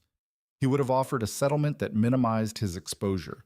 He would have retained the best attorneys in the state. He would have shaped the narrative before it could shape him. He had spent 3 decades winning negotiations precisely because he identified his opponent's weakness before they could and exploited it before they understood it was there. Vivien had done to him what he had done to every adversary who had ever sat across a table from him. She had been paying attention the entire time. "I found her letters," Grant said. Nora's expression shifted almost imperceptibly. "Anniversary letters, 20 of them, one for every year, in a cedar box her grandmother gave her." He paused. "I never opened a single one. I didn't know they existed until they arrived with the rest of my belongings from the house." He stopped. The weight of it was still there, would be there for a long time. "She tried for 20 years to reach me. And I was too certain that she was satisfied with what I was giving her to check whether she actually was." Nora was quiet for a moment. "What did the letters say?" "That she loved me. Then that she was worried. Then that she was lonely. Then that she didn't know if she loved me anymore or just the memory of who I used to be." He looked at his hands on the table. The last one from the 20th anniversary was a goodbye. 3 years before the affair. She decided to stop trying 3 years before Kara even entered the picture. "And what do you do with that information?" Grant considered the question with the seriousness it deserved. "I don't know yet," he said honestly. "I think I understand something about how thoroughly I failed. I don't know yet what to do with the understanding." "That's the work, Miss," Nora said. "Understanding is the beginning. What you do with it, who you decide to become on the other side of understanding, that's what matters." She reached across the table and touched his hand briefly once. "I'm glad you came tonight." "I almost didn't," he said. "I know," she said. "That's why I gave you 10 minutes." They stayed until nearly 11. When Grant finally left, Nora walked him to his car in the suburban dark, and she hugged him a full, unperformative hug, the kind that isn't asking for anything except to be received. "Start therapy," she said. "Not some executive coach who will tell you how to rebuild your brand. An actual therapist who will ask you the things you don't want to answer. Dr. Cross is excellent. She already knows the broad strokes." "She already called me," Grant said. Nora pulled back and looked at him with something that was almost surprise and was definitely pleasure. "Good," she said. "That means she's already decided you're worth the effort." He drove back to the Meridian Tower through the Halcyon Bay night, past the buildings with his name on them, and the skyline he had spent 30 years reshaping, and for the first time since the gala, he drove without the specific constant anxiety of a man who believes he is always on the verge of losing everything. He had already lost everything. And the city, indifferent and enormous and ongoing, had failed to end. Dr. Renata Cross's office was on the 14th floor of a building in Halcyon Bay's medical district. Not the gleaming financial towers Grant had spent his life occupying, but an older building with wide corridors and good natural light, and the particular quiet of a place where people came to say things they had never said anywhere else. The waiting room held 4 chairs, a modest bookshelf, and no magazines. No television, no curated signals of status, just chairs and light, and the implication that what happened here required your full attention. Grant arrived 11 minutes early, which he recognized was itself a kind of performance. The good student arriving before the bell and sat in one of the chairs and watched the light move across the floor and tried to figure out what he was going to say to a stranger about the wreckage of his life. Dr. Cross opened her door at exactly 2 o'clock. She was in her early 60s, compact and unhurried, with reading glasses pushed up onto her hair and the specific particular kind of stillness that comes from years of practicing the discipline of not filling silence. She looked at Grant for a moment with a frank, uncategorizing attention that made him feel oddly slightly less like a case file than he'd expected. "Mr. Ashford," she said, "come in." Her office was warm without being domestic bookshelves. 2 chairs arranged at a slight angle to each other, a small table with water windows that looked out over the city below. No couch. Grant noticed the absence of the couch, with something between relief and disappointment, as if he had prepared a performance for a stage that turned out to have a different configuration. "Nora Webb is thorough," he said as a way of beginning. "She is—" Dr. Cross agreed, settling into her chair with the ease of someone completely at home in this specific occupation of space. "She gave me useful context. I've set it aside. I'd rather hear from you directly." She paused. "Start wherever feels true." He started at 15 without quite intending to his father's office, the creditors, the signature that meant the business was over. He hadn't talked about this since college, hadn't thought about it in any sustained way since he had buried it under 30 years of forward motion. He talked about it now with the halting, slightly surprised quality of someone discovering that a wound they believed had healed is still open, not bleeding but tender in ways that affected everything around it. Dr. Cross listened. She asked questions that felt small and turned out to be deep. She did not express sympathy, which Grant appreciated. She treated the facts he offered as data, important, worth examining, not deserving of performance either from him or from her. After the first session, Grant drove back to the Meridian Tower and sat in the empty apartment and felt more tired than he had in years. Not the exhaustion of effort, but the exhaustion of honesty of muscles being used for the first time. The sessions continued weekly and then twice weekly. Dr. Cross was unmoved by his attempts to manage the narrative, to present his history in the most defensible possible light, to perform insight rather than demonstrate it. She would wait through his defenses with the patient, implacable attention of someone who has all the time in the world and knows the defense will eventually run out. "Tell me something true," she said during the fourth session. "Not something that makes you sympathetic, something actually true." He thought about it. "I married Vivien because I needed her connections," he said. "I told myself I loved her, and I did in the way I was capable of loving anything that wasn't a goal or a deal. But the primary reason I pursued her was that I could see what she opened and I wanted it, and I was 29, and I didn't yet understand that you can love someone and still be using them simultaneously." "How does it feel to say that out loud?" "Terrible," Grant said. "Also like something that was taking up a lot of space inside my chest has moved." Dr. Cross nodded, made a small note. "The affair," she said in a later session. "Tell me about the decision to begin it." "There wasn't a decision exactly," Grant said, then stopped. "That's not true. There was a decision. I knew what I was doing. I just chose not to examine it too closely." "Why Kara specifically?" Grant sat with the question. "Because she looked at me like I was still the person I'd been at 40, before the company got large enough that I became more symbol than person to the people around me, before Vivien stopped looking at me at all." He paused. "Kara made me feel wanted in a way that was simple. Vivien's disappointment in me had become ambient. I'd stopped noticing it, but I felt its absence when Kara was there. The absence of the disappointment, not the presence of anything real." "Did you love Kara?" "No," Grant said. No hesitation. "I loved being seen a certain way. Kara was the medium for that. I would have done the same thing with anyone who offered the same reflection." "That's a hard thing to admit."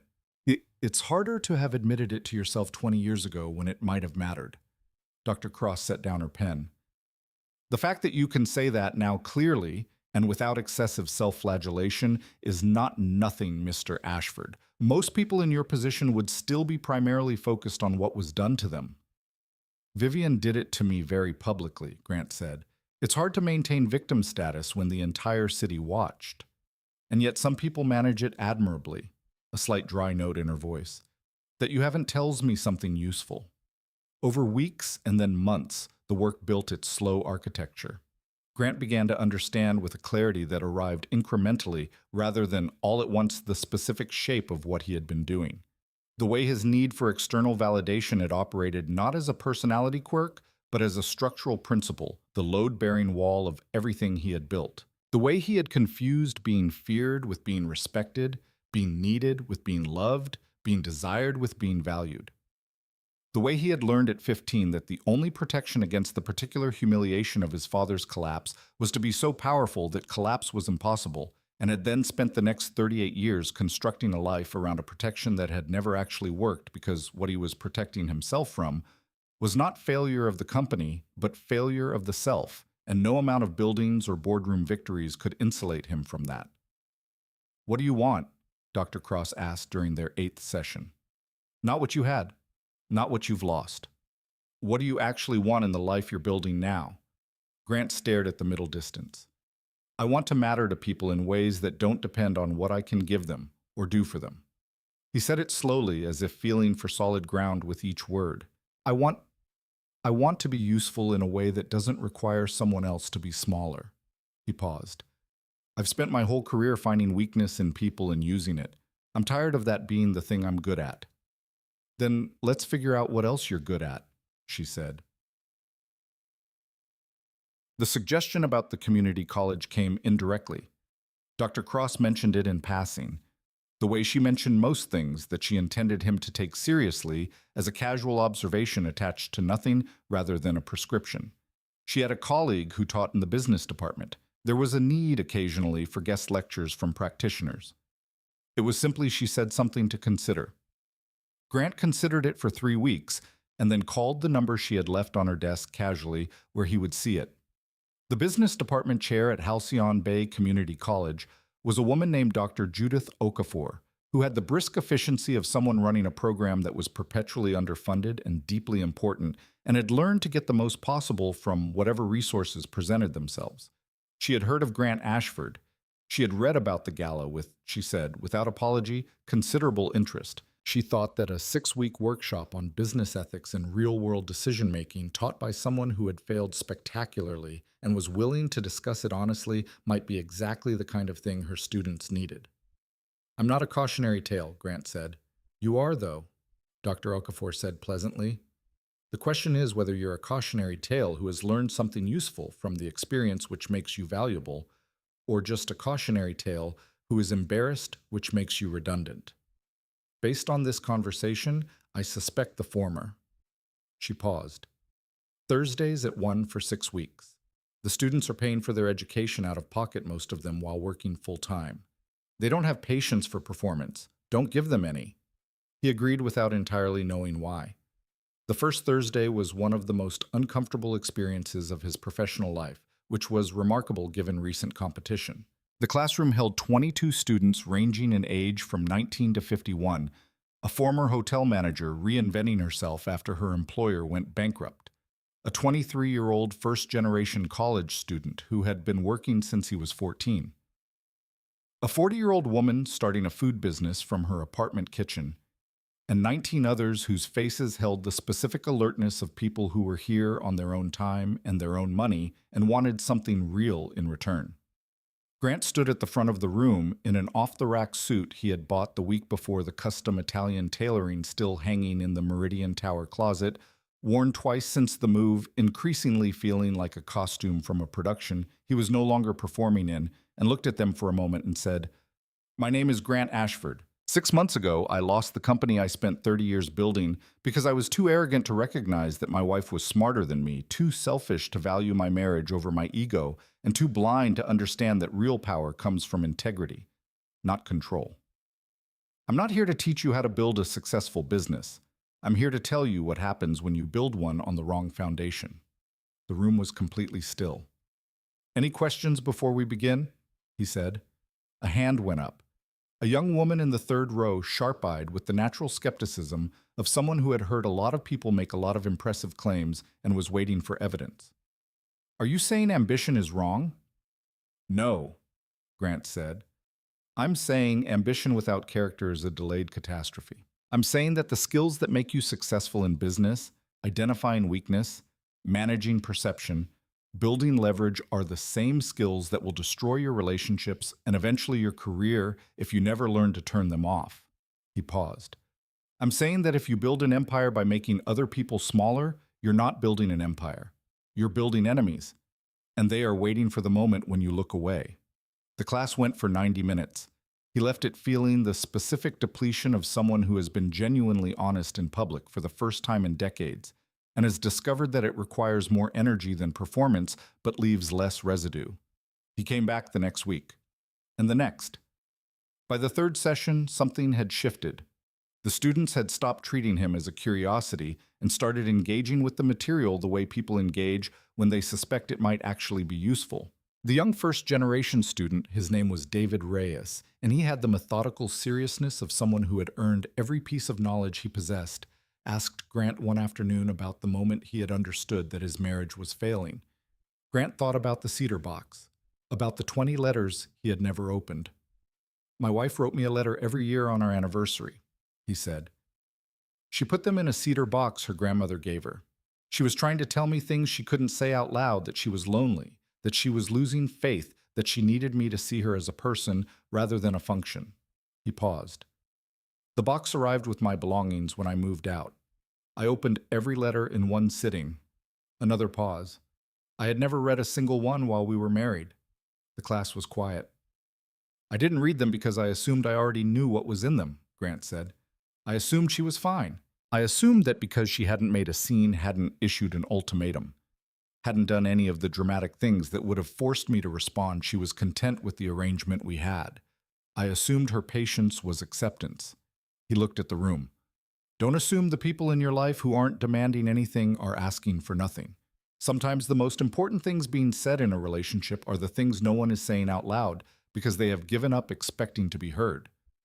David Reyes in the back row wrote something in his notebook. Grant noticed. He noticed a lot of things in those classrooms that he would not have noticed a year ago. The email arrived on a Tuesday morning, 8 months after the gala. Grant was in the Meridian Tower apartment he had started unpacking. The boxes in earnest had moved the wedding photographs to a storage unit. He wasn't ready to sort and found other things to put on the shelves. Books he had bought and actually read. Now that he had time, a photograph Marcus had sent from a trip they had taken together in their 20s before everything got so serious. The apartment looked slightly less like a corporate waiting room than it had. The sender was Cara DeLuca. Grant. I know this is unexpected. I've been in therapy for the past 8 months dealing with my part in what happened, and I've arrived at a place where I think I owe you a conversation, not about the past, but about something professional. I have a business idea I've been developing, and my therapist and someone else I trust both suggested you might be the right person to advise on it. Would you be willing to meet coffee? Only no agenda beyond the work. I'll understand completely if you decline. Cara Grant read it twice, looking for the angle. Then he noticed himself looking for the angle and stopped. He texted Dr. Cross. Cara DeLuca wants to meet about a business proposal. Is this a terrible idea? Her response came within an hour. Depends entirely on your motivation. Are you considering it because it interests you professionally or because you want to feel powerful again? Check your answer before you decide. He sat with the question for a full afternoon. He examined his instinct to say yes, turned it over, looked at its underside. The answer was something he had been developing the capacity to identify over the past 8 months. The motivation was genuine.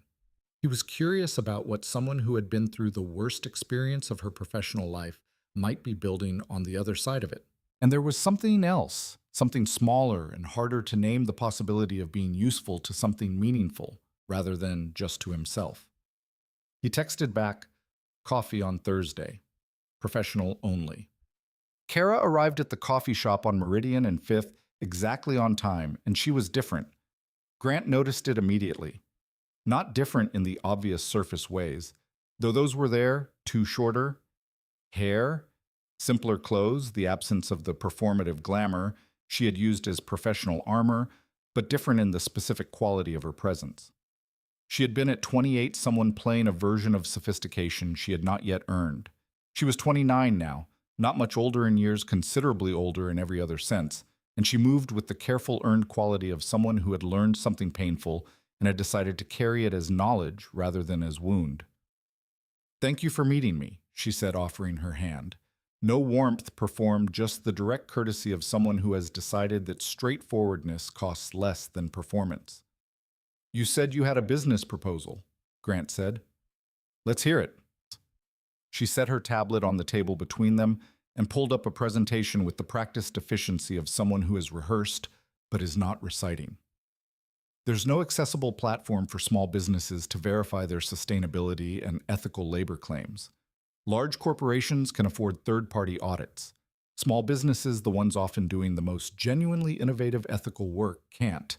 I want to build a technology platform that democratizes that verification process.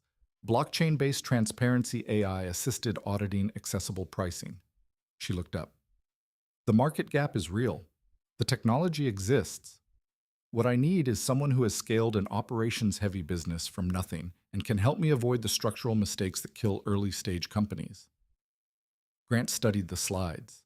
His business instincts engaged despite themselves. The evaluation was automatic, 30 years of pattern recognition activating without requiring conscious permission. The concept was solid. The market research was thorough. The financial projections were aggressive but grounded in defensible assumptions. "This is good work," he said. "I know," Kara said without vanity. "That's why I need help with the parts I haven't done before." "Why come to me specifically?" She looked at him directly. "Because Vivien suggested it." The name landed with its usual mixture of weight and clarity. "Vivien. She reached out after I met with her attorney. I expected—" Kara paused. "I expected something adversarial." She wasn't adversarial. She was direct and she was honest about what I had done wrong. And she helped me understand that one catastrophically bad decision didn't have to define the rest of my life. She helped me find the position I have now. And when I told her about this idea, she said that if I could get past my embarrassment and you could get past your ego, there was a chance we could build something worth building. Grant sat back. Vivien was still arranging things. Still, even from a complete distance, thinking about the people who had been part of the disaster and what could be made useful from the wreckage. The generosity of it was almost difficult to receive. "What exactly are you asking for?" he said. "Advisory role. I'm not offering you control. Any agreement goes through Vivien's attorney, and there are provisions that protect my decision-making authority. You advise, you review strategy, you make introductions where appropriate, and you give me honest feedback when I'm about to do something stupid. Equity stake or consulting fees, your preference." She met his eyes. "And if you try to take over the company, Vivien will, and I quote, end both of us." Grant laughed. It surprised him, the laugh that came from genuine amusement rather than social performance. She really thought this through. She always does. A small, complicated smile crossed Kara's face. "I didn't understand that when I thought I knew her. I only saw what she allowed people to see." "None of us did," Grant said. "That was rather the point. He asked to see the full business plan. He asked about the technical architecture. He asked about the founding team, the go-to-market strategy, the regulatory considerations for blockchain-based financial data." Kara answered each question with a thoroughness that told him she had been preparing for this conversation in earnest. She knew the material. She had done the work.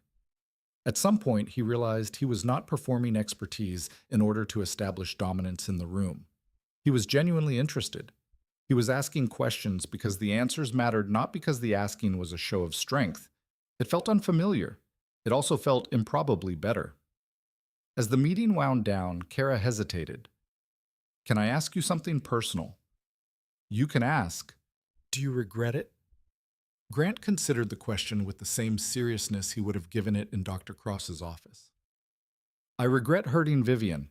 I regret wasting 23 years of a marriage because I was too self-absorbed to recognize that the most interesting person in my life was sitting across the dinner table every night, and I had stopped asking her any questions." He paused. "But do I regret that it happened, that all of it happened the way it happened?" He sat with the question. "No, because I was destroying Vivien slowly. Not violently, not dramatically, but slowly and completely by reducing her to a function and then being bored by the function I'd created. What happened at the Meridian Grand was painful and humiliating, and it was also the only intervention that would have worked. She was right to do it the way she did it." Kara was quiet for a moment. She said something similar, that sometimes the kindest thing possible is to destroy the comfortable lie. "I didn't understand that when she said it to me," Grant said. "I'm starting to." They agreed to move forward pending legal review. Kara shook his hand again at the door, the same direct, uncomplicated courtesy she had offered at the beginning. Not warmth, not forgiveness, not the elaborate architecture of reconciliation. Just two people who had been through something together and were deciding whether to build something different. He texted Vivien before he could think about it too carefully. "Kara told me you suggested she come to me. Thank you for that. I don't deserve the help, but I'm grateful for it." Her response arrived 3 hours later, brief and complete. "You don't need to deserve help. You need to use it to become someone better than you were. Good luck with her project. I think it has real potential." That was it. No warmth elaborated, no door reopened, no suggestion of anything beyond what was written. It was more than he had earned and precisely what was needed, and he held his phone in the Meridian Tower apartment and understood that this, the specific quality of Vivien's ongoing bounded generosity, was itself a kind of lesson. That it was possible to wish someone well without wanting them back. That it was possible to contribute to someone's recovery without being part of their life. That caring about a person's future and being in that future were not the same thing, and that understanding the difference required a maturity he was only now beginning to grow toward. He set the phone down and returned to the book he had been reading, an actual book physical from the shelf he had finally built, something he had not managed in years of filling his reading time with financial reports and strategic white papers, and sat in the quiet of the apartment that was beginning slowly to feel less like exile and more like his own. The following Thursday, back in Dr. Cross's office, Grant found himself describing the meeting with Kara with an honesty that surprised him. "I checked my motivations before I agreed to meet her, Set," he said. "The way you've been teaching me to do. I looked at whether I was going because I wanted to feel important again, and I found that wasn't it." He paused. "That might be the first time in my professional life that I've honestly interrogated my own reasons for doing something and been satisfied with the answer." "How did that feel?" "Strange," Grant said, "like a muscle I've never used." "It will feel less strange with practice." Dr. Cross made her small, precise note. "Tell me about the conversation."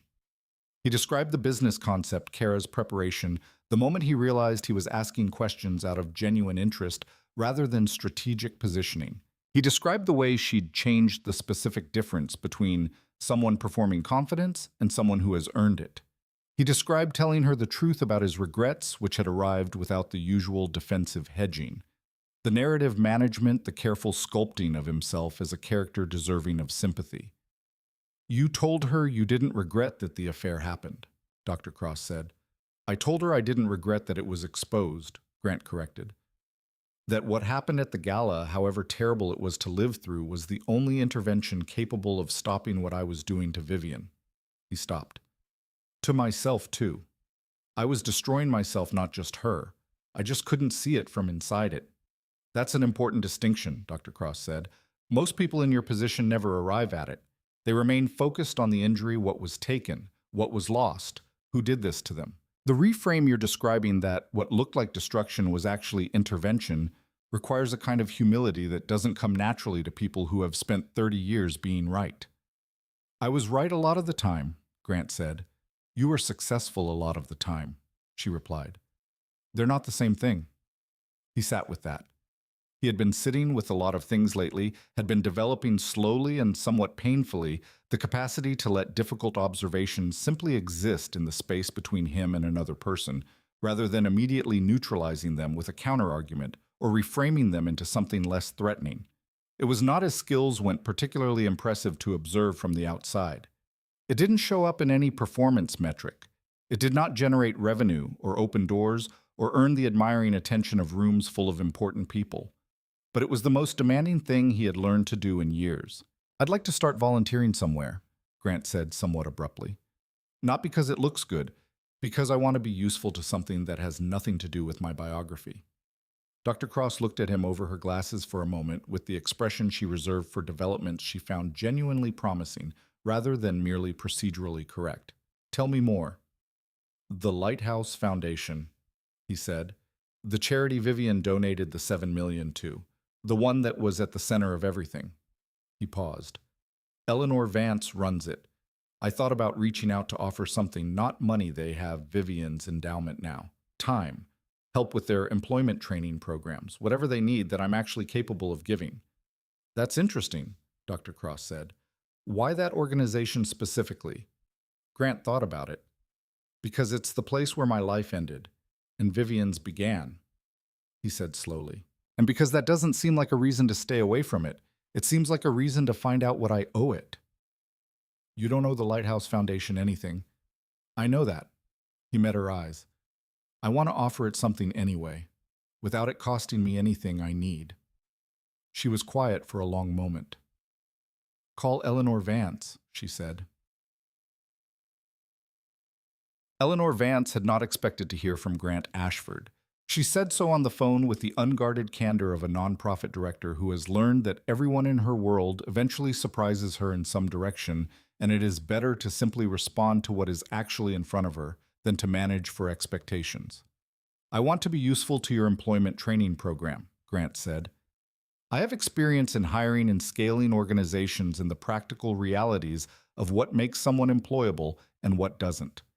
I can help young people prepare for job searches and interviews and the particular indignities of the entry-level professional world. He paused. I'm not asking for anything in return. I understand if you'd prefer I not be connected to the organization in any visible way. Why would I prefer that? Eleanor said. Because I'm the person who made the evening memorable for reasons that had nothing to do with the work.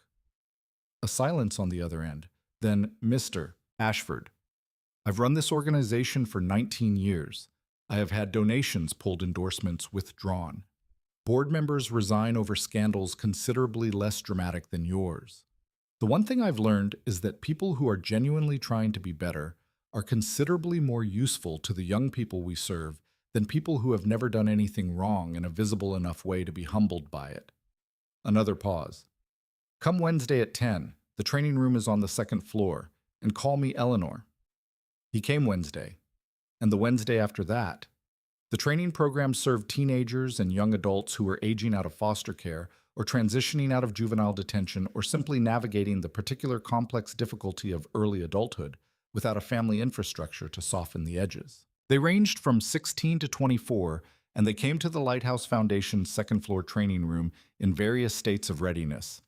Some eager, some deeply skeptical, some too exhausted by the practical weight of their circumstances to perform enthusiasm they didn't feel. Grant worked with them on resumes and cover letters and the specific theater of job interviews, the way you present yourself to someone who is trying to evaluate you in 45 minutes and will make decisions that affect years of your life. He had been on the other side of those conversations for 30 years, had hired, had fired, had evaluated people with the quick efficiency of someone who processed hundreds of applications and kept a very small number. He had never until now thought carefully about what it felt like to be on the side where everything was uncertain. A 17-year-old named Jonah, who was preparing for his first real job interview at a hotel that had a training program for youth transitioning out of care, sat across from Grant one afternoon with the expression of someone who was trying to determine whether the person in front of him was worth trusting. They're going to ask me about my weaknesses, Jonah said. What do I say? Tell them a real one, Grant said. Jonah looked at him with the specific skepticism of someone who has been told things by adults that turned out to be wrong many times. That's not how you're supposed to answer it. You're supposed to say something like you work too hard. That answer tells the interviewer that you either can't be honest or don't know yourself, Grant said. Neither is what you want them to conclude. Tell them something real, something you're aware of and actively working on. Show them you know yourself and you take your own development seriously. That's worth more in a job interview than pretending you're perfect. Jonah was quiet for a moment. Is that what you did when you had your company? Grant looked at him. No, he said. I pretended I was perfect and expected everyone around me to do the same. It created a workplace where people were afraid to tell me when things were going wrong, which meant I only found out about problems when they were already serious. He met Jonah's eyes. Don't make my mistakes. My caseworker said you used to be really rich, Jonah said. Like famous rich. I was. And now you're here helping me write a cover letter? Yes, Grant said. Jonah thought about this. How come? Grant considered the question with the seriousness it deserved. Because this is more important, he said, and meant it, and recognized in the moment of meaning it that something had moved inside him that had been stuck for a very long time, the specific calculus that had always measured importance in terms of scale and visibility and financial consequence, that calculus that had made a career of $400 million deals feel like the real work. And a 17-year-old's cover letter feel like decoration. The cover letter was not decoration. The cover letter was the actual thing. Jonah got the job at the hotel. He sent a text to Grant through Eleanor's office, a channel Grant had requested specifically to keep appropriate professional distance, that said, "Got the job." Thank you for not lying to me about the weakness question. Grant read the message 3 times. Then he put his phone face down on the desk and sat in the quiet of the Meridian Tower apartment and felt something he could not immediately name. Not pride in the conventional sense, something smaller and more solid. The specific satisfaction of having been useful in a way that had cost him nothing except time and honesty and had mattered to someone who needed it to matter. It was not the feeling of standing in a room where everyone knew he was the most important person. It was better than that in the specific way that durable things are better than bright ones. 9 months after the gala. Grant was back in Dr. Cross's office for what had become a Thursday afternoon ritual he had stopped thinking of as an obligation and started thinking of as the most honest hour of his week. He had just come from the community college where the second cohort of the business ethics workshop had started 24 new students, this group including a retired police officer starting a security consulting firm, a single mother who wanted to launch a catering business, and a 20-year-old who reminded Grant uncomfortably of himself at that age, hungry, watchful, quick to calculate advantage. The young man in my class, he told Dr. Cross, the one who's like I was. He's been trying to impress me, bringing extra research staying after to ask questions, performing ambition for an audience of 1. He paused. I keep telling him that I'm not the person to perform ambition for, that if he's doing the work to be seen, he's doing it for the wrong reason. Does he hear you? Sometimes. Sometimes he looks at me like I'm speaking a language he hasn't learned yet. Grant looked at his hands. Which is fair. I was 52 when I started learning it. What do you want him to understand? Dr. Cross asked. Not what you want to tell him. What do you want him to understand? Grant thought about this for a long moment. That the hunger he has the desire to be somebody to be taken seriously to prove something that's not the problem. The hunger is fine. The hunger is useful, actually, if you can attach it to something beyond yourself. He paused. The problem is when the hunger becomes the only thing, when it stops being a means and becomes the end, when you stop being a person trying to build something and become someone who uses building as a way of not being nobody. He paused again longer. That's what happened to me. I confused becoming someone important with becoming someone worth being. Dr. Cross set down her pen. Say that again, she said. I confused becoming someone important with becoming someone worth being, Grant repeated. The sentence had a weight to it that he hadn't fully felt the first time, like a key fitting a lock that had been refusing to turn for decades. That, Dr. Cross said quietly, is the most important thing you have said in 9 months of sessions. I should write it down. You should do considerably more than that, she said. Outside the window, the Halcyon Bay skyline held its familiar configuration of towers and bridges and harbor light, and somewhere in that city, Vivien Hart was building something new in the space where his name used to be. His name was still on 3 of those towers, cast in letters that caught the morning light, and would for decades, long after the story of the gala had softened into history. He looked at them occasionally from various points in the city and felt something complicated and true pride in what had been built, grief for the person he had been while building it, gratitude, growing difficult, genuine for the reckoning that had finally been required. He was beginning carefully and imperfectly, and for the first time in his life to become someone worth being. He was not there yet. He was not certain he would ever arrive completely. But Dr. Cross had told him in the 3rd session that growth was not a destination, but a direction, and that the question was not whether you had arrived, but whether you were still moving. He was moving. That was something. He was discovering quite a lot. 1 year after the gala, Grant Ashford woke at 7 in the morning in an apartment that had stopped feeling temporary. The Meridian Tower suite had been in the early weeks a place of transit, the corporate holding pen between his old life and whatever came next. He had lived in it like someone waiting for a connecting flight with the specific suspended quality of a person who has not yet decided to arrive. The 39 boxes had sat against the living room wall for 3 weeks before he began unpacking them. And even then he had worked carefully around the things that represented the marriage, the wedding photographs, the anniversary gifts, the cedar box with its 20 letters, treating them like artifacts from an excavation he wasn't yet qualified to interpret. He had moved those things to a storage unit eventually. Not discarded, he understood now that they were not things to be discarded, but things to be examined when he was ready, and he was learning to take his own readiness seriously, rather than forcing readiness he didn't yet have. The apartment had been furnished differently now. He had bought things, not the designer objects that had filled the Riverside house as evidence of status, but things he actually wanted. A reading chair by the window that he used every morning for an hour before the day began. A small collection of photographs on the shelf, including one from a trip Marcus and he had taken together in their late 20s before everything got serious. Two young men squinting into Sicilian light with the unselfconscious happiness of people who don't yet know how much they're capable of losing. A painting he had bought from a gallery run by one of the Lighthouse Foundation's former youth clients, not because it was an investment, not because it would impress anyone, but because it was the color of the harbor at dusk, and he liked looking at it. He had stopped measuring the space around him by what it communicated about him to others.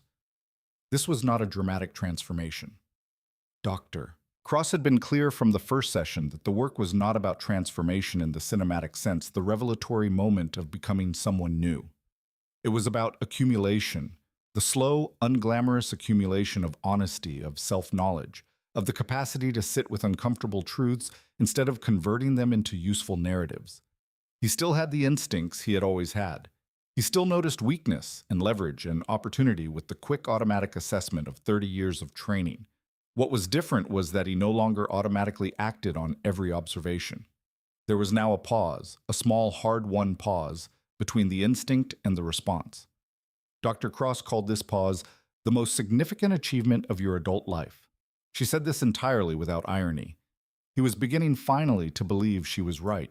Well, the one-year mark arrived on a Thursday, which meant he spent the morning in therapy and the afternoon at the Lighthouse Foundation's training room and the evening alone, which was not the same as being lonely. Dr. Cross asked how he felt about the anniversary. He thought about it carefully. A year ago, I had a company, a house, a marriage, a position, and no idea who I was without any of those things, he said. Now, I have none of the first four, and I'm beginning to understand the fifth. He paused. That should feel like a straightforwardly terrible trade. It doesn't entirely. What does it feel like? Like I've been ill for a long time, and the treatment was very unpleasant, and I'm not entirely well yet, but I'm moving in the right direction. He looked at his hands. Vivien told me in her email the night of the gala that she hoped I'd find what I was looking for. I didn't know what she meant then. I was so certain I'd already had what I was looking for, and she had taken it. He paused. I was looking for proof that I wasn't my father, and the thing I've found out is that that was the wrong thing to look for. What my father was what happened to him that wasn't a verdict on his worth as a person. It was a business failure. They're not the same thing. He met Dr. Cross's eyes. I spent 38 years running from a verdict that was never actually passed. Dr. Cross set her pen down entirely, which she did only when something seemed to her to be genuinely complete. Yes, she said. That's correct. The afternoon at the Lighthouse Foundation was a regular session of the employment training program for young people working on interview preparation. One on an application essay for a GED equivalency program. One reviewing his first paycheck from the hotel job and trying to understand the deductions. Grant moved between them with the unhurried attention that had become over the past months his most useful professional quality. He listened more than he talked. He asked questions more than he answered them. He had discovered, somewhat to his surprise, that the capacity for genuine curiosity about other people was not something he had lacked, but something he had suppressed, that it had been there under the decades of strategic instrumentality, waiting for the conditions under which it could actually emerge. Eleanor Vance stopped by the training room in the late afternoon, a brief check-in, the efficient warmth of a director who manages by connection rather than oversight. She and Grant had developed over the past months the specific relationship of two people who have found each other useful and honest, and have decided carefully to trust each other in the bounded way that professional friendship allows. I got a call today from a woman at the Westside Community Center, Eleanor said, sitting on the edge of a table while the last of the session's participants gathered their things. She runs a job training program on the other side of the city. She's been following what you're doing here through the Foundation's newsletter, and she wants to know if you'd be willing to consult on expanding their program. She looked at him with the direct, curious attention she brought to everything. She specifically asked for you. Grant absorbed this. She knows who I am. She does. She also said, and I'm quoting, "I want someone who has actually failed, not someone who has only theorized about it." Eleanor smiled. I don't know that I've ever received a more accurate characterization of what you bring. He thought about it for a long moment. Then, give her my number. Walking out of the lighthouse foundation that evening into Halcyon Bay's autumn air, crisp and clear, the harbor catching the last of the light. In the specific way it did when the season was changing, Grant passed one of his buildings, the Ashford East Tower. 22 stories of commercial and residential space that he had developed from a vacant lot in what had been a struggling neighborhood and was now 12 years later a destination. The name was still on the building in the clean, confident typeface he had chosen himself. His name cast in metal 11 inches tall, legible from the street. He looked at it without the usual complicated mixture of pride and defensiveness. Just looked at it. A building he had made with the material of his ambition and the labor of many people he had often failed to adequately value. A permanent thing in the world, permanent and his, and also no longer the measure of his worth. He walked on. The book idea had been Dr. Cross's. She had introduced it obliquely in the way she introduced most things she considered important. Not as a prescription, but as a question, have you ever thought about writing down what you've learned? She had meant it as a therapeutic exercise. He had taken it somewhere larger. He had started writing in the evenings in the reading chair by the window with the specific quality of attention that emerges when you are trying to tell the truth about yourself without either flattering or punishing the subject. The project was not a memoir in the conventional sense. He had no interest in the narcissism of the form, the implicit claim that his specific experiences were inherently interesting. It was something more modest, and he thought more useful, a practical examination of the conditions that produce a certain kind of professional and personal failure written from the inside by someone who had inhabited those conditions thoroughly and could describe them with clinical precision. He had been writing for 3 months and had 200 pages of notes and drafts and tangents, an honest reckoning with the question of what to include and what to protect. He had called Marcus one evening to ask about early readers, and Marcus had said yes before he finished the sentence and then said, "Nora has opinions already. She's been reading over my shoulder." "She always has," Grant said.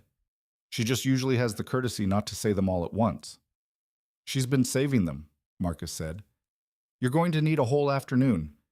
He had lunch with Nora and Marcus the following Saturday at their house, in the same kitchen where the intervention dinner had happened almost a year before, which had a quality of both continuity and change. The food was good. The conversation was better. Nora had his predicted opinions, specific, carefully considered, occasionally uncomfortable, always accurate. She pointed to a section of his draft where his description of Vivien had the subtle quality of someone still beneath the acknowledged accountability, casting himself as the protagonist of her story rather than a character in his own. He rewrote it that afternoon.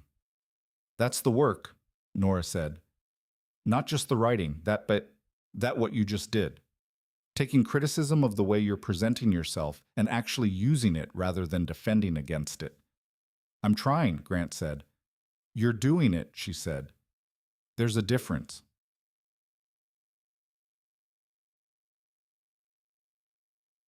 The call from Kara came in the second week of December, 14 months after the gala, on a morning when the harbor was gray and the city was moving through the particular stillness that precedes the holidays. "I got a funding offer," she said, and her voice had the constrained quality of someone trying to contain genuine excitement behind professional composure. "From the Seattle firm we've been tracking, the values-aligned investors. They're coming in at the valuation we modeled." "That's the right choice," Grant said. "I know. I wanted to tell you first." A pause. "And I wanted to say the advice you gave me about choosing partners based on values alignment rather than just capital, about the long game, about not optimizing for the immediate number." She stopped. "You were right, and 6 months ago you might have given me different advice." "6 months ago I was still learning," Grant said. "You're still learning now," she said. "We both are." Another pause, smaller. "For what it's worth, I think you're becoming someone real. in the sense that matters. After he hung up, he sent a text to Vivien. Kara got her funding. From the right people. She did excellent work. The response came an hour later. I know. She called me. She's going to be remarkable. Thank you for helping her see that. And that was it. The clean-bounded generosity that had characterized every exchange with Vivien since the gala. Warm enough to acknowledge the relationship, brief enough to honor the distance, precise enough to make clear that the care was genuine rather than performed. He had in the first months found this quality painful. The ache of the almost presence, the warm words with no door behind them. He understood it differently now. It was not withholding. It was Vivien loving him in the way she had chosen to love him from a full and unencumbered distance, wishing him well in the specific way that does not require your presence. He had been given the gift of her honesty brutally and publicly delivered, and the follow-through had been this steady evidence that she had meant every word. Not just the indictment, the hope too. She had said she hoped he would find what he was looking for, and she had meant it, and the periodic small messages were her way of confirming that she was watching, not with longing, not with regret, but with the satisfied attention of someone who planted something difficult, and is pleased to observe that it is against odds growing. He went to the Lighthouse Foundation that afternoon and helped a 20-year-old named Amara practice for an interview at an architecture firm where she hoped to intern. Amara was studying nights at the community college, after working days at a retail job, saving every spare dollar for her courses, and she had the specific crackling intelligence of someone who has been told in various ways for years that the doors she's trying to open aren't for people like her, and has decided to not believe it. They're going to ask why I want to work there specifically, she said. What do I say? The truth, Grant said. What is the truth? Amara thought about it. Their work on the East Side mixed-use project, the way they handled the community consultation, they actually built what the neighborhood needed instead of what looked good on a developer's prospectus. Grant felt something move in him at the specific phrase. The East Side mixed-use project. His building. He had in fact handled the community consultation exactly as Amar described. Not from virtue, he was honest enough to admit, but because he had understood early in his career that community buy-in reduced permitting friction and legal challenges. The building had been made better because of the community's input, and he had allowed it and had taken credit for the philosophy without examining the actual motivation. Tell them that's he said. Exactly that you studied their approach to community consultation, and it showed you what responsible development looks like. That's the kind of specific observation they'll remember. Did you ever do that? She asked. That kind of consultation. On one project once and for the wrong reasons, Grant said. The result was good. The intention was more complicated. He paused. I'm trying to become someone who does the right things for better reasons. It turns out that's harder than doing the right things by accident. Amara smiled a quick, genuine smile that had nothing of performance in it. That's weirdly honest. I'm working on it, Grant said. She got the internship. Eleanor sent him a note. Amara said you were the first adult who told her to just tell the truth. He kept the note in the reading chair drawer along with Jonah's text about the hotel job and a card Marcus and Nora had sent for his birthday. The first birthday he had spent not in the Riverside house. The first birthday that had felt in some oblique and difficult way, like a beginning. The conversation with Marcus that led to the book tour happening at all began on a Saturday morning when Grant had called ostensibly to discuss a section he was revising and ended 2 hours later in an exchange that was less about the book and more about the question of what it was for. You keep describing it as practical guidance, Marcus said, like a business manual, but what you're actually writing it's not that. It's something harder. It's both, Grant said. Is it? Marcus's voice had the specific quality of someone who has been thinking about something for a while and has decided it's time to say it. Because the sections that actually land the parts that feel true rather than instructive, they're not the practical parts. They're the parts where you describe what it felt like to sign those documents, what it felt like to find the cedar box, what it felt like to watch your wife take that stage and understand fully that you had made her capable of doing that to you. A pause. The practical framework is useful, but what makes it worth reading is the humanity underneath it. Grant was quiet for a long moment. He was at the window looking out at the harbor, the same window he had stood at on the morning after the gala, watching the sun come up over a city that had already begun processing his destruction. The harbor looked different now, or he did. "I'm not sure I know how to write the humanity without the framework," he said finally. "Then write both," Marcus said. "But stop pretending the framework is the point. The point is the man in the framework. Everything else is just scaffolding." He spent 3 weeks revising the manuscript with this in mind. He sent it to Nora, who sent back 17 pages of notes, detailed, honest, occasionally surgical, and a message at the end that said, "This is the version. Don't revise it into safety." He didn't. The title went through 6 iterations. He settled after a conversation with Dr. Cross, in which she had said with her characteristic precision, "What is the thing you most needed to understand and most resisted understanding?" on something that arrived not as a choice, but as a recognition. Empire of Dust. What I built, what I lost, and what finally mattered. His publisher, a small press that specialized in business writing with crossover literary ambitions, recommended by a former Ashford Capital board member who had called 6 months after the gala to express something that turned out to be genuine regret, rather than strategic repositioning, loved the title immediately. "It's honest," his editor said. "That's the goal," Grant said.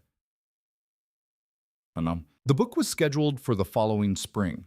In the months before it came out, Grant's life had settled into a rhythm that was quieter than anything he had lived in 30 years and more sustaining. He taught at the community college on Tuesday mornings. He worked at the Lighthouse Foundation on Thursday afternoons. He had the consulting arrangement with Kara's company Veritas Platform, the sustainability verification technology, which had launched with the Seattle funding and was acquiring small business clients at a rate that exceeded its first-year projections, where he reviewed strategy monthly and made introductions when asked, and practiced still the discipline of offering expertise without controlling its application. He had lunch with Marcus and Nora most Sundays. He went to therapy weekly, and the sessions were no longer the excavation they had been in the early months, but something that felt more like maintenance, the ongoing necessary attention to a self that was being built rather than merely displayed. He had not spoken to Vivien directly in 8 months. The last exchange had been a brief warm text about Kara's funding. He thought about her occasionally, not with longing, but with the specific complex feeling of thinking about someone who has been formative to who you are, who has shaped you in ways both terrible and essential, and toward whom you hold simultaneous grief and gratitude and the clean final recognition that some stories are complete. He heard about her from time to time. The company she had renamed it Halcourt Dominion, reclaiming the family name with the same completeness she had brought to reclaiming her own, was thriving in ways that would have been impossible under his leadership. Not because of his failings specifically, but because Vivien's vision for what a development company could be was genuinely different from his, more ambitious in its scope and more honest about its obligations. She was building affordable housing. She had restructured the labor practices and brought in an external ethics oversight committee. She had given a TED Talk. He had watched it alone in the reading chair by the window and felt the full complexity of what it was to watch someone you once diminished discovering the full dimensions of what they had always been. She had been on the cover of a business magazine. The photograph showed her standing in front of a building that was under construction in a neighborhood his company had identified for development and then deprioritized because the return projections were insufficient. She was building it now. The return projections were still insufficient by the metrics he had used. She appeared to be using different metrics. He cut out the magazine cover and put it in the reading chair drawer with Jonah's text and Amara's internship note and Marcus and Nora's birthday card. Not as a monument to loss, as evidence of what had been made possible by the worst night of his life. 6 weeks before the book was due to the publisher, Grant was asked to speak at a statewide conference for community college educators. The conference organizer was a woman named Dr. Patricia Osei, who ran a business ethics initiative across 17 campuses and had heard about his workshop at Halcyon Bay Community College through the kind of informal professional network that connected people who were doing serious work without much fanfare. "We don't usually invite people from your background," she said on the phone. "Corporate executives, even former ones." "I understand," Grant said. "What I mean is we've had executives speak before about lessons learned, and it tends to be a lot of rebranded success story with a thin layer of humility applied for the occasion. She paused. I watched a video of your third-class session that Dr. Okafor shared. You're not doing that. I'm trying not to, Grant said. I can't guarantee it doesn't happen sometimes. The willingness to acknowledge that is proof it doesn't, Dr. Osei said. 45 minutes plus questions. The audience will be educators people trying to figure out how to build ethics into curriculum in ways that aren't abstract. He agreed and spent 2 weeks thinking about what he actually wanted to say to a room full of people who were trying to teach ethics to young people who would one day occupy positions like his. Not the polished version of the talk, the actual one. He delivered it to 83 educators in a conference room in the city's convention district, and he began it the way he had learned to begin difficult things by saying the true thing first. I am not an ethics expert, he said. I am someone who spent 30 years treating ethics as an obstacle to effective decision-making, and who discovered at enormous cost to everyone around me and eventually to myself that this was precisely backward. He paused. I'm here to tell you what that looks like from the inside, because the inside is where your students are going to be when they face the choices that matter. He talked for 45 minutes about the unremarkable decisions that had accumulated into the life he had been living before the gala.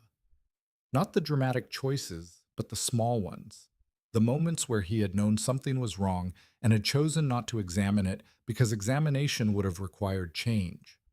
The way power and accountability become decoupled gradually through individual choice and are not restored by policy documents, but by people who have internalized the conviction that their actions have consequences they cannot escape.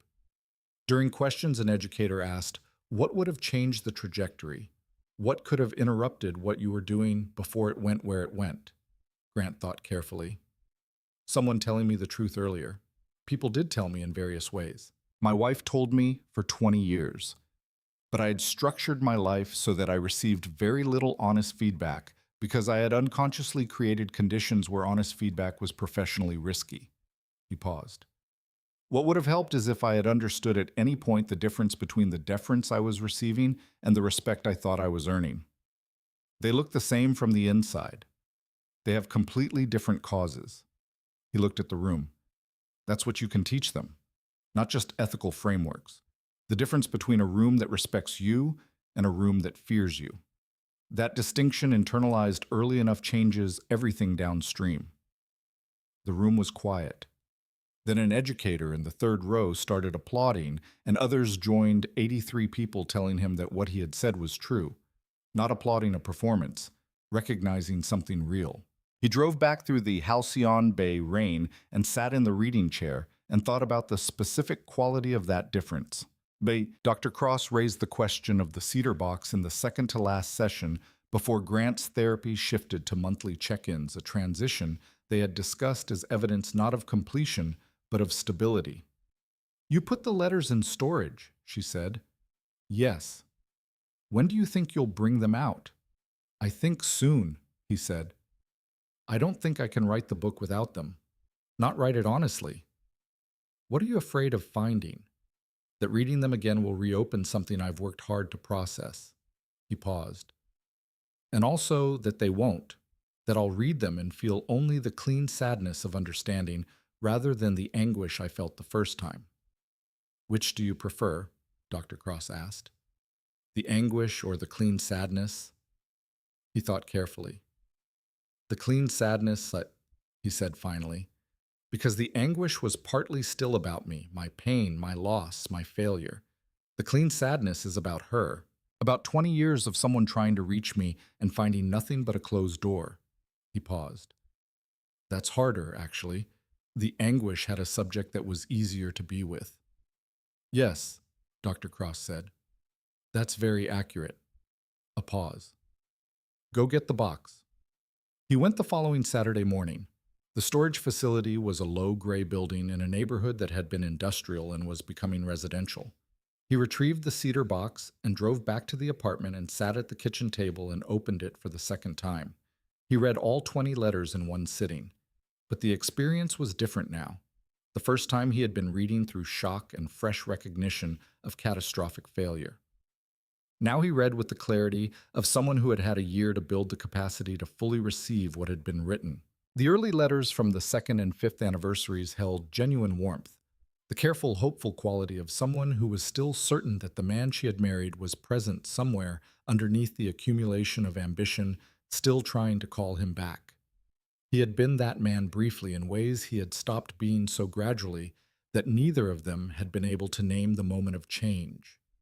The middle letters had a different quality, more careful. The warmth working harder, more deliberate, the warmth of someone who has decided that effort is still worth making, even when the return is uncertain. The letter from the 15th anniversary made him put the box down and sit with his hands flat on the table for several minutes.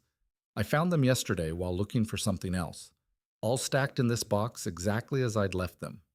14 years of trying to connect with you, and you never once opened a single one. He had bought her a watch for the 15th anniversary. He remembered it specifically, expensive, chosen by his assistant. He had presented it at dinner, she had said it was beautiful, and he had thought that had gone well and returned to his phone. The last letter, the 20th, he read twice. This is goodbye to the marriage I imagined we'd have. What comes next is just logistics and appearances. I'll play my role perfectly because that's what Halcourt women do. But the real marriage ended today, whether you realize it or not. He sat with the letters spread across the kitchen table and understood something completely for the first time. Vivien had not left him at the Meridian Grand Hotel 1 year ago. She had left him 3 years before that internally, privately, after 20 years of reaching for him and finding nothing.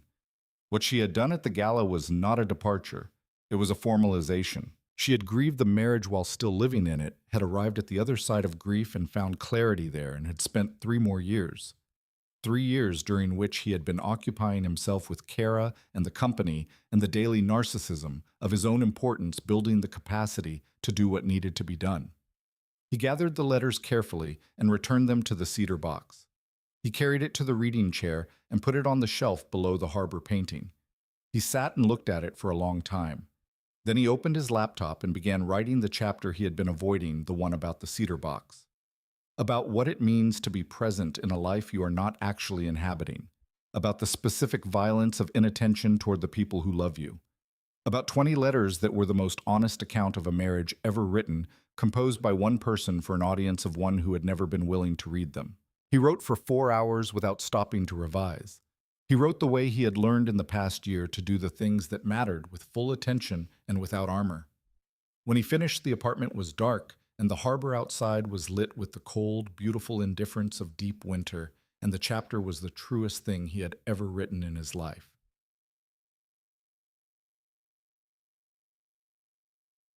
The week before the book was due to the publisher, he sat at his desk and read the dedication page one more time.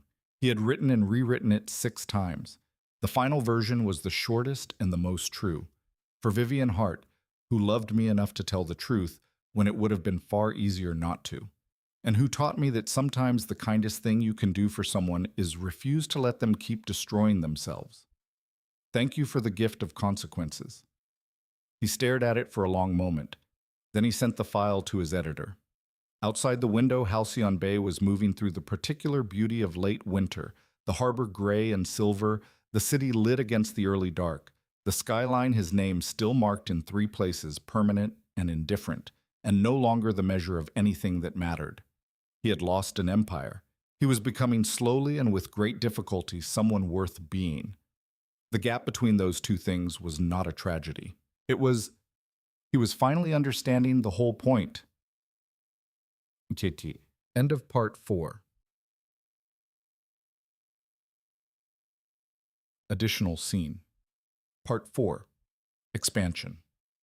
The winter before the book launch, Grant was visited by a kind of peace he had not expected and would not have recognized a year earlier. It was not happiness in the conventional sense, not the forward-leaning, acquisitive happiness of someone who has just won something, not the performed contentment of someone managing their public presentation. It was something quieter. He had begun to describe it to Dr. Cross as the feeling of being adequately located, of knowing where he was and why he was there, and what he was trying to do without the constant, restless pressure of needing the answer to be larger, more visible, more impressive to the outside world. He He had lunch with his former COO, James Hargrove, on a Wednesday in January.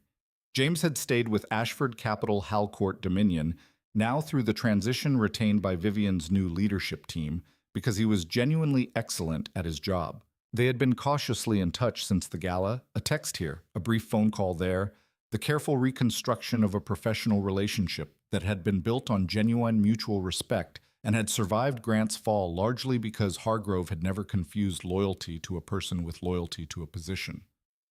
They met at a restaurant neither of them had been to on neutral ground, and Hargrove was careful. Not cold, but careful the way people are when they have navigated something complicated and are not certain how much to reference it. "You look different," Hargrove said. "Better or worse? Different." A pause. "Less like someone who is constantly calculating the optimal response." "I've been working on it," Grant said. "The book," Hargrove said. "I've heard you're writing one. Coming in the spring." "I'll read it." He set down the menu. "Can I ask you something professionally?" "Of course." "The culture at Ashford Capital, the way things were done. I knew it wasn't right. I participated in it. I enabled it. I sometimes benefited from it. I've been trying to figure out how much of that was your choices and how much was mine." He met Grant's eyes. "I'm asking because I've been offered a senior position at a new firm and I want to build it differently. I'm not sure I know what differently looks like." Grant set down his menu. This was the first time anyone in his professional life had asked him a genuinely hard question about leadership culture and expected a genuinely honest answer. "You knew," he said carefully. "Most of it. And you stayed because the alternative was professionally costly, and because you told yourself that your influence inside the culture was preferable to your absence." He paused. "That was probably true. It was also a story that made the decision easier than it should have been." He looked at Hargrove. "The culture was mine. I built it. But you sustained it every time you chose not to say the thing that needed saying because I didn't want to hear it." Hargrove was quiet for a long moment. "That's the honest answer. You asked for one." "What does different look like?" he asked. "Different looks like hiring people specifically because they will tell you things you don't want to hear and then actually listening when they do," Grant said. "It looks like building structures where the cost of honest feedback is lower than the cost of silence. It looks like understanding that the people who agree with everything you say are not loyal, they're afraid, or they're strategic, or both. And it looks like asking yourself regularly, honestly, is this place better because I'm in it, or is it more convenient for me because of the position I hold?" Hargrove picked up his coffee. "I'm going to write that down." "Please do," Grant said. "I should have written it down 20 years ago." They talked through lunch about governance structures, feedback culture, the specific organizational mechanisms that create accountability without fear. Grant found himself drawing on the things he had learned from his community college students and from Jonah and Amara at the Lighthouse Foundation. People who had taught him more about the actual texture of professional life by inhabiting it under more difficult conditions than he had ever imagined facing. "You're actually different," Hargrove said at the end of the lunch, standing outside in the January cold. "Not performing different, actually." "I have a good therapist," Grant said. "Everyone should—" Hargrove replied the wisest thing Grant thought he had heard in weeks.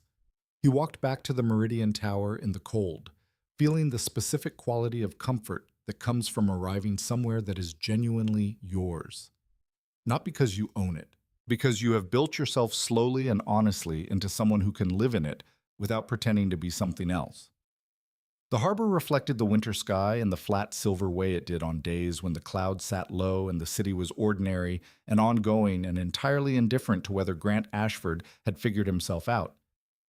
The indifference was he had discovered one of the things he most appreciated about it now. He had spent 30 years needing the city to be his audience. The city had always had better things to do. He went upstairs. He sat in the reading chair. He looked at the cedar box on the shelf below the harbor painting and at the books arranged beside it and at the photograph of him and Marcus in Sicily taken by a stranger who had never known their names.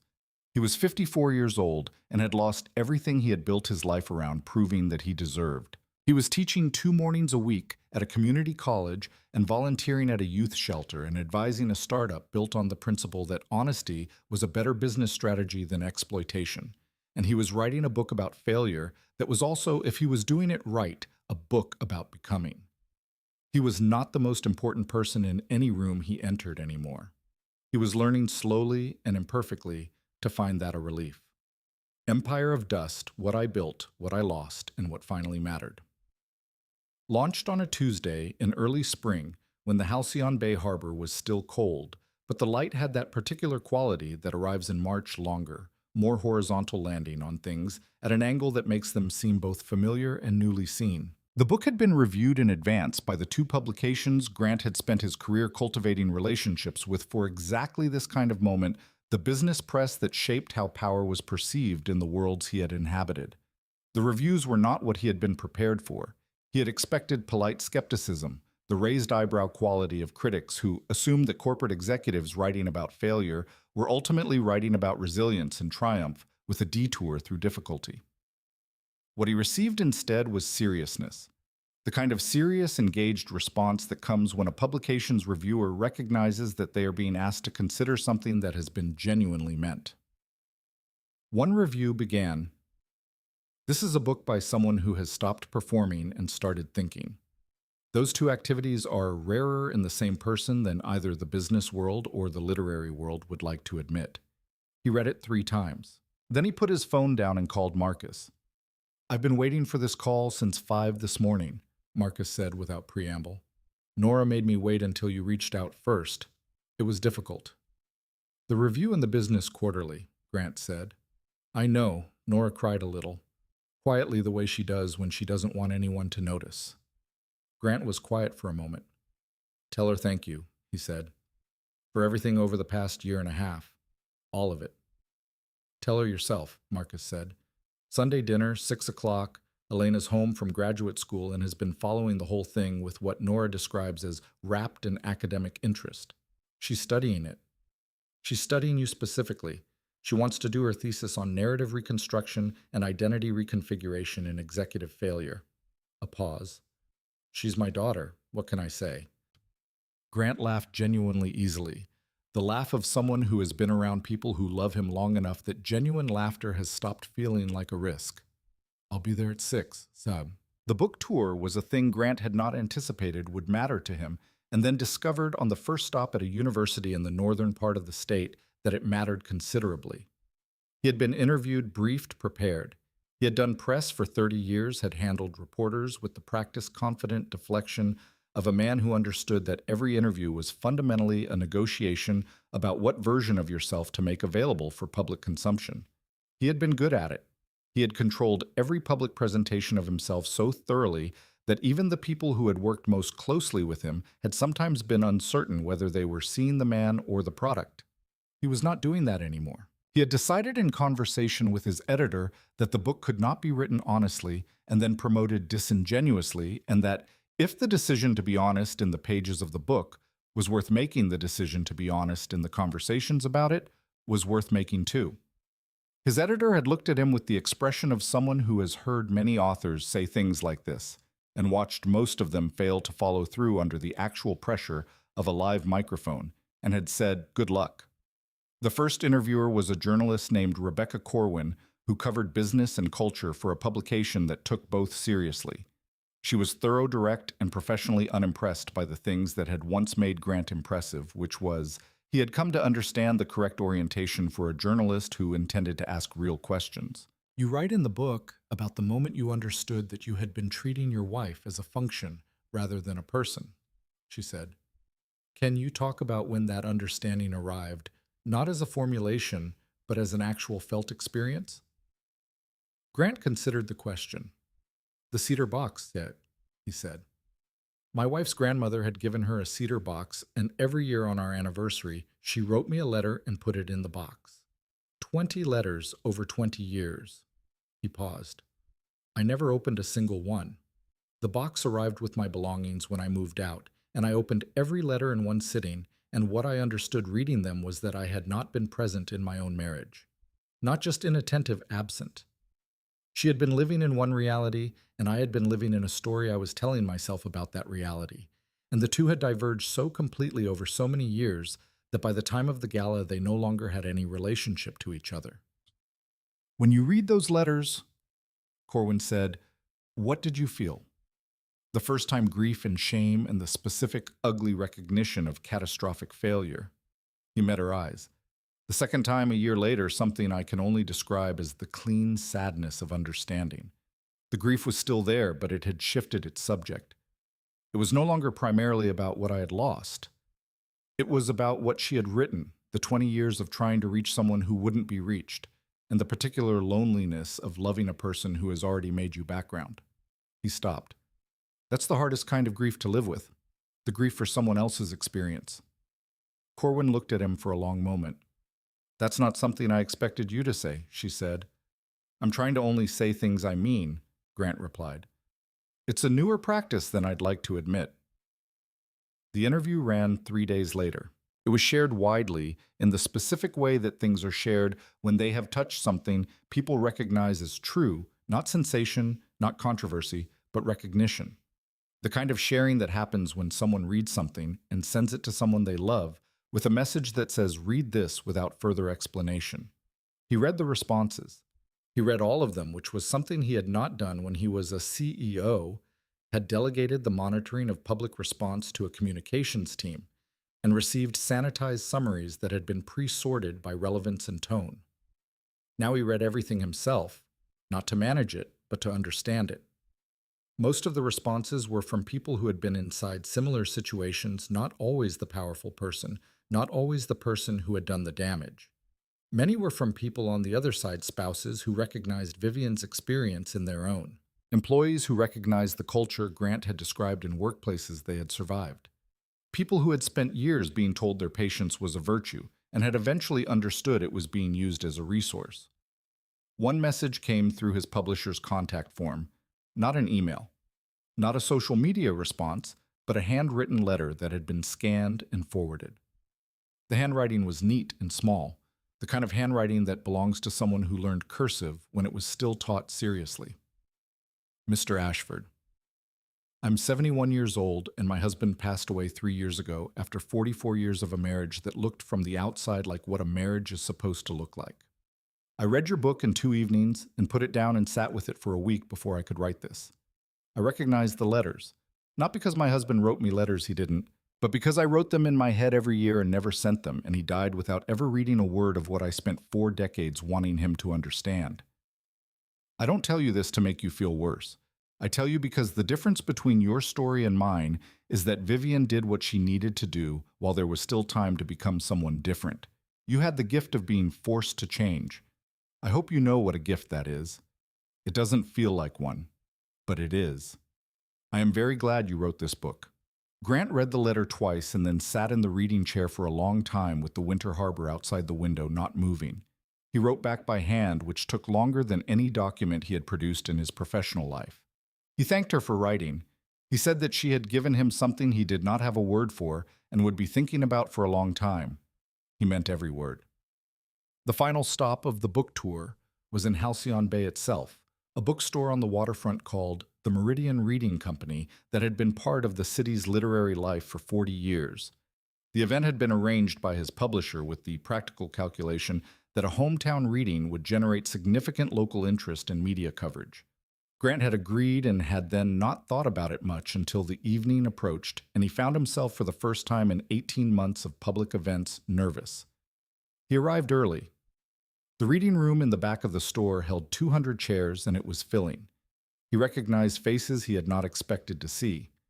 David Reyes, the student from his first community college cohort, was in the 7th row with a young woman he introduced as his girlfriend. Jonah from the Lighthouse Foundation was near the back with Eleanor Vance, who gave Grant a brief wave with the contained warmth of someone who is pleased and wants him to know it without making a production of the fact. Amara, who had gotten the architecture internship, was in the 3rd row with her mother. Grant recognized the mother from a photograph Amara had shown him, once the same proud, slightly nervous expression she was wearing now. In the 2nd row, Kara sat with her technical co-founder and 2 members of the Veritas platform team. She looked, Grant thought, like someone who had been through fire and had decided to use the heat rather than simply endure it. She caught his eye and nodded the small, clean nod of someone who has arrived at a version of themselves they can live with. He was looking for one more person without admitting to himself that he was looking. The bookstore continued to fill. He moved to a side table where his editor was waiting with a glass of water, and the patient expression of someone who has done many book events and knows the particular quality of an author's pre-event energy. "Big room," his editor said. "Big room." Grant agreed. He went to the podium. He adjusted the microphone. He looked out at the 200 people who had come on a Wednesday evening to hear him read from a book about the worst year of his life. And there in the back left corner, barely visible standing, rather than seated wearing a coat he didn't recognize against the chill that sometimes crept into the older buildings along the waterfront, was Vivien Hart. She was not alone. Eleanor was beside her, and the two women were standing close together with the easy physicality of genuine friends. Vivien was looking at the room with the same composed, quietly attentive expression she brought to everything, watching present, uncommitted to any particular reaction until she had seen what there was to see. Their eyes met across the crowded bookstore. Vivien offered him a nod. Not the small bounded nod of professional acknowledgement, something fuller. The nod of someone who has been watching something grow from a careful distance and has decided tonight to come close enough to confirm that it is real. Grant nodded back. Then he looked down at the book in his hands. His book, the book of his most honest failure and his most necessary reckoning. The book he would not have been capable of writing 14 months ago, the book that had been made possible by a woman standing in the back corner of a Halcyon Bay bookstore who had loved him enough to stop protecting him from what he had become. He opened to the dedication page. He read it aloud, "For Vivien Hart, who loved me enough to tell the truth when it would have been far easier not to, and who taught me that sometimes the kindest thing you can do for someone is refuse to let them keep destroying themselves. Thank you for the gift of consequences." The room was quiet. Then he turned to the first chapter and began to read. He read for 40 minutes. The room held its attention the way rooms do when they are genuinely inside something, rather than merely present at it with the specific quality of collective breath that you can feel as a performer, as a teacher, as anyone who has ever been the person standing in front of others and trying to offer them something real.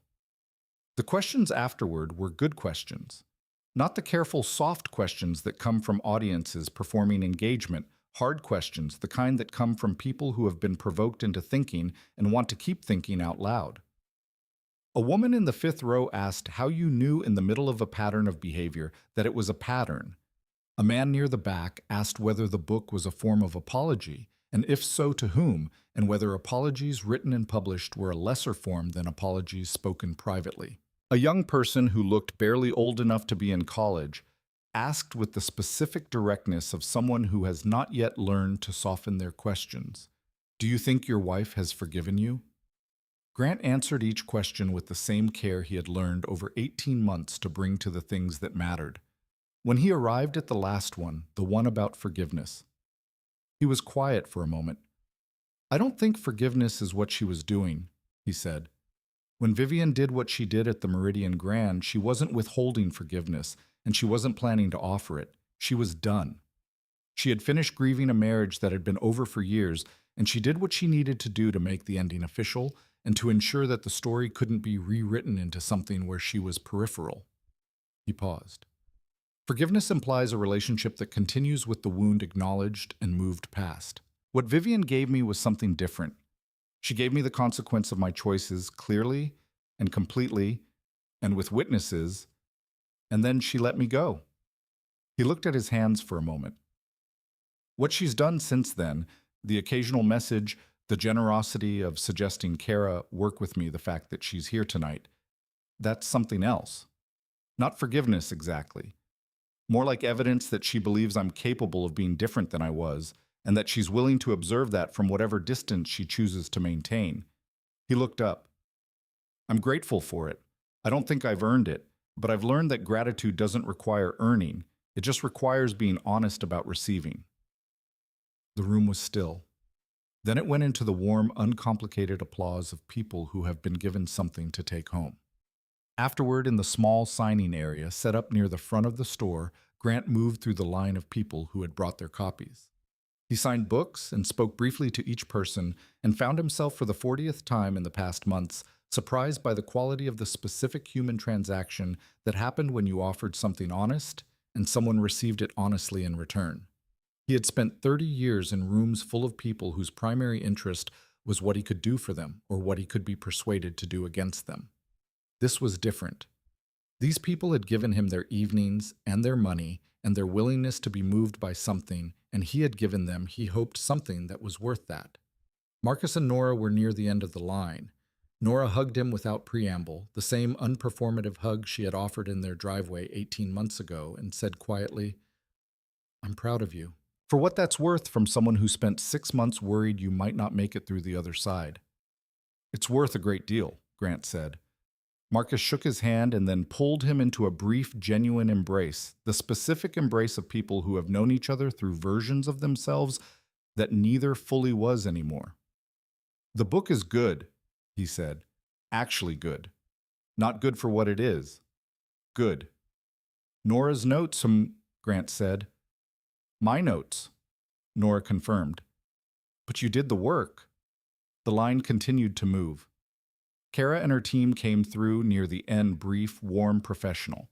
She held the signed copy with both hands and said simply, "This is who you were trying to become." She paused. "You made it." He was still thinking about that when the store began to quiet and the staff moved through the room collecting glasses and straightening chairs and doing the ordinary necessary work of closing down an evening. Grant's editor was nearby discussing something with the store's events manager. Grant was putting the last of his things into his bag when he heard footsteps behind him and turned. Vivien Hart stood 2 feet away. She looked up close the way she had looked across the room, composed, present, more open than he had ever known her to be in the years of their marriage. She was wearing the coat he hadn't recognized, a good coat in a deep blue-green that was close to the color of the harbor in certain lights, and her auburn hair was loose tonight rather than swept up in the architectural arrangement she had always worn to public events. She looked like herself, which was something he understood now he had rarely seen. "You came," he said. "I did." She looked at him with the frank, direct attention she brought to everything. "You wrote a good book, Grant."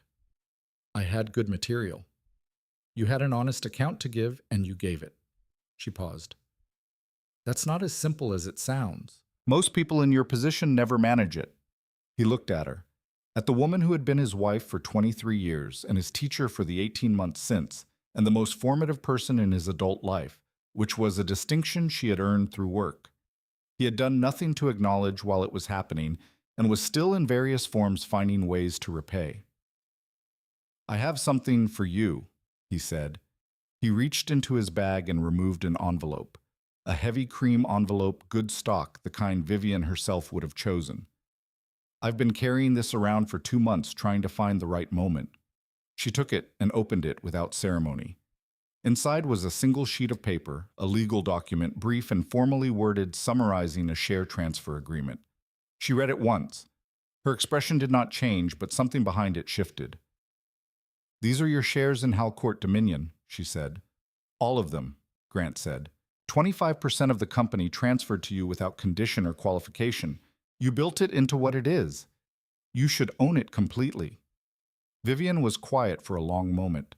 She looked at the document and then at him, and he recognized the assessment in her gray eyes, the analytical, thorough quality that had once intimidated him and that he now understood to be not coldness, but care, the specific form of care that takes things seriously enough to evaluate them honestly rather than accepting them at face value. "Why?" she said. "Because I spent 2 years learning that real power comes from integrity, not control," he said. "And because you don't need my 25% to maintain control, you already have it. But you built something better than I ever would have, and you should own it entirely, not share it with someone who contributed nothing to what it has become." She looked at the document again. "This is worth a significant amount of money." "I have more than enough to live on," Grant said, "and you earned it. Both things can be true." Vivien folded the document carefully and returned it to the envelope. She held it in both hands for a moment, the way she held things she was deciding what to do with. "I'll accept it on one condition," she said. He waited. "That you let me use a portion of its value to establish a fund at the Lighthouse Foundation in your name, directed toward the employment training program." I want the young people you've been working with to benefit from your decision to do the right thing. She paused. Not because it will make you look good, because it will do actual good. Grant looked at her. At the precision of her generosity, not just in accepting the gift, but in immediately looking for how to make it larger than both of them. Yes, he said, I'd be honored. They stood in the quieting bookstore, the staff moving around them, with the polite invisibility of people who understand that something is being concluded and is not their business to witness, and the moment had the specific quality of endings that are also in their completion a form of beginning. Are you happy? Grant asked. He had asked her this before at the gala in the Fragments of the Life, before the gala in the years when he should have been asking and hadn't known it needed to be asked. Not professionally, personally. Are you building the life you wanted? Vivien considered the question. She gave it as she always had the serious attention it deserved. I'm building a life that's mine, she said finally. Not defined by someone else's requirements or limitations or need for me to be a certain size. I wake up every morning and every decision I make is my own, not performed for anyone's benefit, not constrained by what I'm supposed to want. She paused. That feels better than happy. It feels real. That's what you deserve, Grant said. Yes, she agreed. It is. A small pause and something warmer moved through her expression, not the terrifying warmth of the gala, not the careful warmth of the months since, but something simple and genuine and without an agenda. And are you building something real? I think so, he said. It's smaller and quieter than what I used to have. But it matters more. Teaching students who deserve someone honest, helping people build things based on values rather than just profit. Writing about failure so other people can learn from it without having to live through it. He paused. It's not empire building, but it's enough. More than enough, Vivien said with the gentle precision she brought to corrections that were also kindnesses. It's meaningful. That's worth more than any empire. Grant nodded. Vivien extended her hand. Not the cold formal handshake of the gala, not the tentative warmth of the middle months, but the handshake of two people who have been important to each other and have found on the other side of everything a way to honor that without being trapped by it. He took her hand. They shook once firmly. Take care of yourself, Grant, she said. You too. He paused. And then, because it was the truest thing he knew how to offer, thank you for destroying me. It was the best thing anyone ever did for me. Vivien smiled fully genuinely, the smile he had seen across the crowded bookstore and recognized as the truest expression of who she was. I'm glad you learned something from it, she said. That was always the point. She turned and walked through the emptying bookstore, past the displays and the shelves, and the staff beginning to lock up for the night, and out through the front door into the Halcyon Bay spring evening. He watched her go, the woman who had been his wife, his victim, his unwitting teacher, and finally in the truest sense his liberator, and he did not call after her, and he did not follow, because this was not that kind of story. This was the kind of story where the ending was correct. He stood alone in the Meridian Reading Company, with his book in his hands and the cedar box waiting at home, and the city outside the windows going about the ordinary, ongoing, entirely indifferent business of a spring evening. And he was 54 years old with no empire and no position and no claim to being the most important person in any room he entered, and he was for the first time in 38 years of trying to prove otherwise enough. He had built his life around one question. Am I safe? Am I someone no one can overlook, dismiss, or bring low, the way they brought my father low? The answer, he understood now, had never been yes and would never be yes, and the asking of it had been the wound, not the answer. You were not safe from loss. You were not safe from failure. You were not safe from the reckoning that arrived sooner or later for everyone who confused power with worth. What you could be was real, present, useful in ways that didn't require other people to be smaller. Worth knowing in a room where nobody was afraid of you. That was the lesson Vivien had been trying to teach him for 20 years, in 20 letters he had never read, with a patience he had mistaken for passivity and a clarity he had mistaken for compliance. He had needed the gala to receive it. He had needed the humiliation and the loss and the 18 months of difficult, undramatic, unglamorous work of becoming someone different. He had needed the gift of consequences. He walked out of the bookstore into the Halcyon Bay Spring, into a city he loved and no longer needed to own, and he walked toward home. Maso. End of Part 5. End of the Gift of Consequences. 3 weeks after the bookstore event, the Lighthouse Foundation held its annual spring breakfast, a smaller, less formal affair than the gala, a working breakfast for donors and volunteers, and the young people the organization served, held in a community room that smelled of coffee and institutional optimism. Grant had attended every event since his work with the program began. This time he attended as a guest speaker at Eleanor's request. He spoke for 20 minutes about the employment training program. Not about himself, not about the book, but about the young people he had watched move through the program over the past year. He spoke about Jonah and Amara and a woman named Corinne, who had come to the program at 41 after losing her job and had spent 6 months remaking her professional identity from scratch with a determination that Grant found honestly more impressive than anything he had witnessed in 30 years of corporate life. He spoke about what they had taught him. "I came here because I thought I had something to offer," he said. "Skills experience the benefit of hard-won knowledge about how organizations work and what employers look for. I wasn't wrong exactly, but the exchange has been more balanced than I expected." He looked at the room at Eleanor, at the young people seated at the breakfast tables, at the foundation's board members and donors, at Vivien's name on the plaque near the door commemorating the endowment she had established.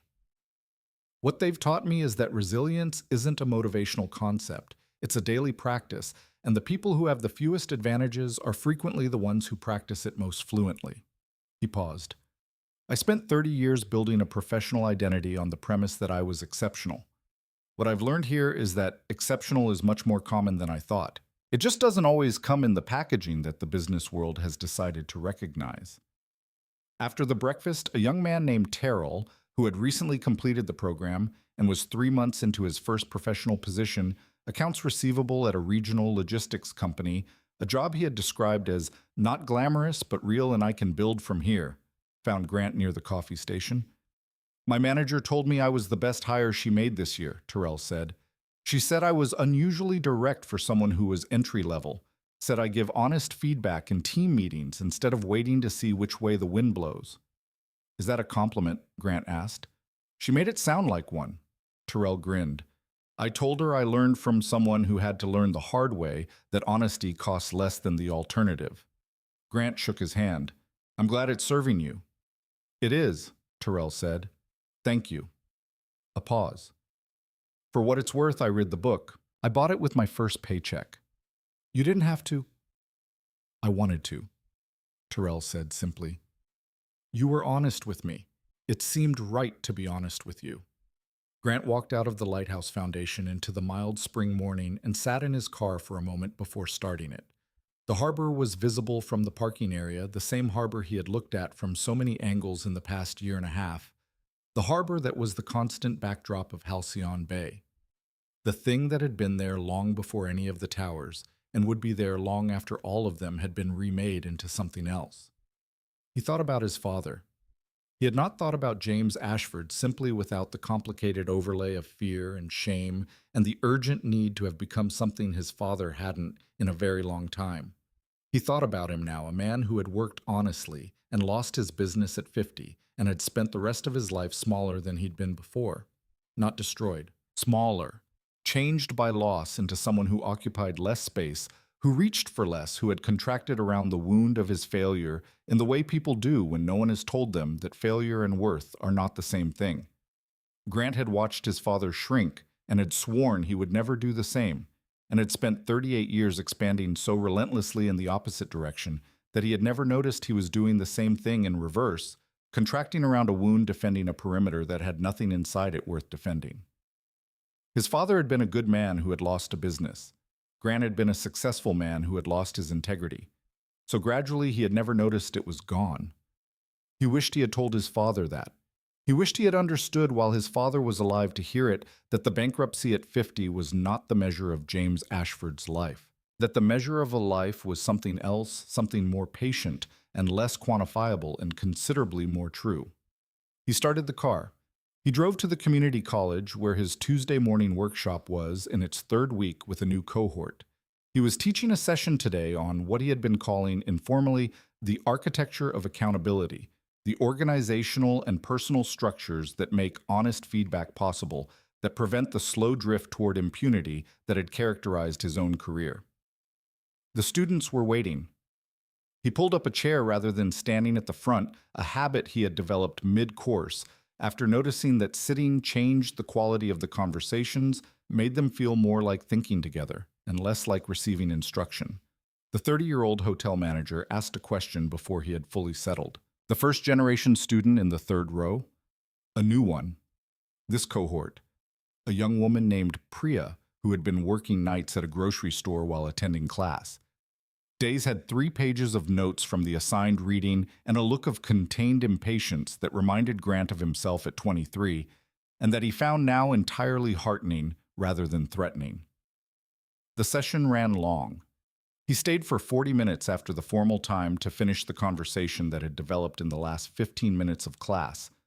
When something he had said about the difference between authority that comes from position and authority that comes from credibility had opened a door into a discussion about mentorship and power, and the specific difficulty of being new enough in a workplace that honesty feels risky. How do you tell the truth to someone who has power over you? Priya asked. In a way that doesn't cost you the job. You build credibility first, Grant said. You establish that you do excellent work and you're reliable and your judgment is sound before you introduce the information that might be uncomfortable. You make it clear that your honesty comes from caring about the outcome rather than challenging the authority. He paused. And then you accept that it might cost you anyway. Some environments are not safe for honesty. Recognizing that and leaving is also a form of integrity. Did you create that kind of environment? She asked. In your company? No, Grant said. I created the opposite. I created an environment where honesty was professionally risky, and then I was surprised when no one told me things I needed to know. He met her eyes. That's one of the most expensive mistakes a leader can make. I'm telling you about it so you recognize it early, both in yourself and in the organizations you join. Priya wrote this down with the specific, focused attention of someone who is absorbing something they intend to use. He left the community college at noon and walked the 4 blocks to a small restaurant where he had arranged to meet an editor from a different publisher, one who ran a small imprint focused on narrative nonfiction, and had reached out after the first reviews of Empire of Dust to discuss a second book. Grant had not committed. He was still deciding whether the material he had been developing in his mind for months was a book or something else, still feeling out the shape of what he wanted to say, and whether saying it required another book, or whether it belonged in the world in some other form. The editor was a man named Charles Wren, who had the particular quality of editors who are genuinely curious about ideas, who ask questions not to assess, but to actually understand. They talked for 2 hours over lunch about the gap Grant had identified between the ethical frameworks being taught in business schools and the lived reality of the organizations those graduates entered, about the specific structural conditions that made ethical drift easy and ethical clarity difficult, about whether a book could usefully bridge that gap or whether it would inevitably become either too theoretical for practitioners or too anecdotal for academics. You're describing a problem without a clean solution, Wren said. Most real problems don't have clean solutions, Grant replied. They have better informed choices. That's what I'd want to offer, not a framework, not a method, but a more honest account of what the actual conditions are so that people can navigate them with more awareness. Wren nodded slowly. What would you call it? Grant thought about the community college students, about Terrell's first paycheck, and Jonah's hotel job and Amara's architecture internship, about the 83 educators who had started applauding when he named the difference between fear and respect. The authority you earn, he said. Something like that. I like that, Wren said. Write me a proposal. Grant said he would think about it. He walked back to the Meridian Tower through the spring afternoon, through a city that was going about its business in the specific, unremarkable, sustaining way that cities do, indifferent and alive and ongoing. He passed one of his buildings. He noted it the way you note the work of your past self, with the mild, clean recognition that it was there, and that something had been made, and that the making of it was not the whole story of the person who made it. He went upstairs. He sat in the reading chair. He picked up the book on the side table. He had been reading novels lately, which was something he had not done in 20 years, had not permitted himself the luxury of, because novels didn't produce anything useful, and usefulness had been the standard by which he judged all expenditures of time. He read for an hour and did not produce anything. It was, he had discovered, one of the better things he did with his time. At 6 in the evening, Marcus called. "Sunday dinner," he said. "Elena wants to present her thesis proposal. She needs a test audience." "I'll be there," Grant said. "She wants to interview you formally at some point, for the research." "Tell her yes." "She'll be pleased." A pause. "How are you doing?" Honestly.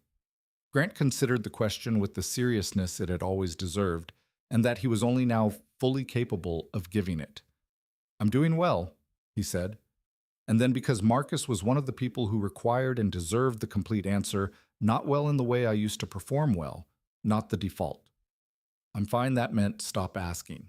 Actually, well, I wake up most mornings without the weight I used to carry, and the things I do with my days matter to someone other than my ego, and He paused. "I think I'm becoming someone my father would have recognized. Not in the sense that I'm following his path, in the sense that I'm becoming someone who cares about the right things." Marcus was quiet for a moment. "He would have liked you," he said finally. "This version. I think he always wanted to."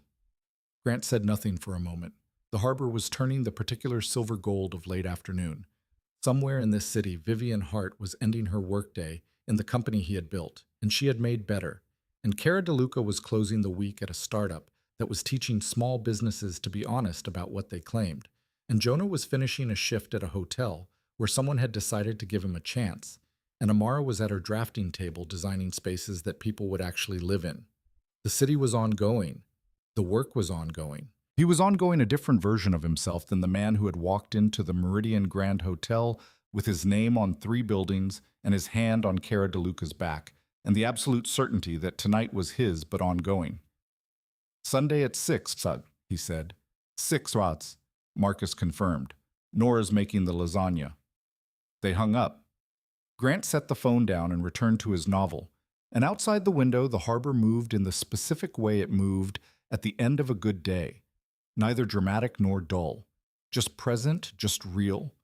Just the ongoing evidence that the world was larger than any single story told inside it. He was no longer trying to be the most important story the world contained. He was trying simply to be one that was true.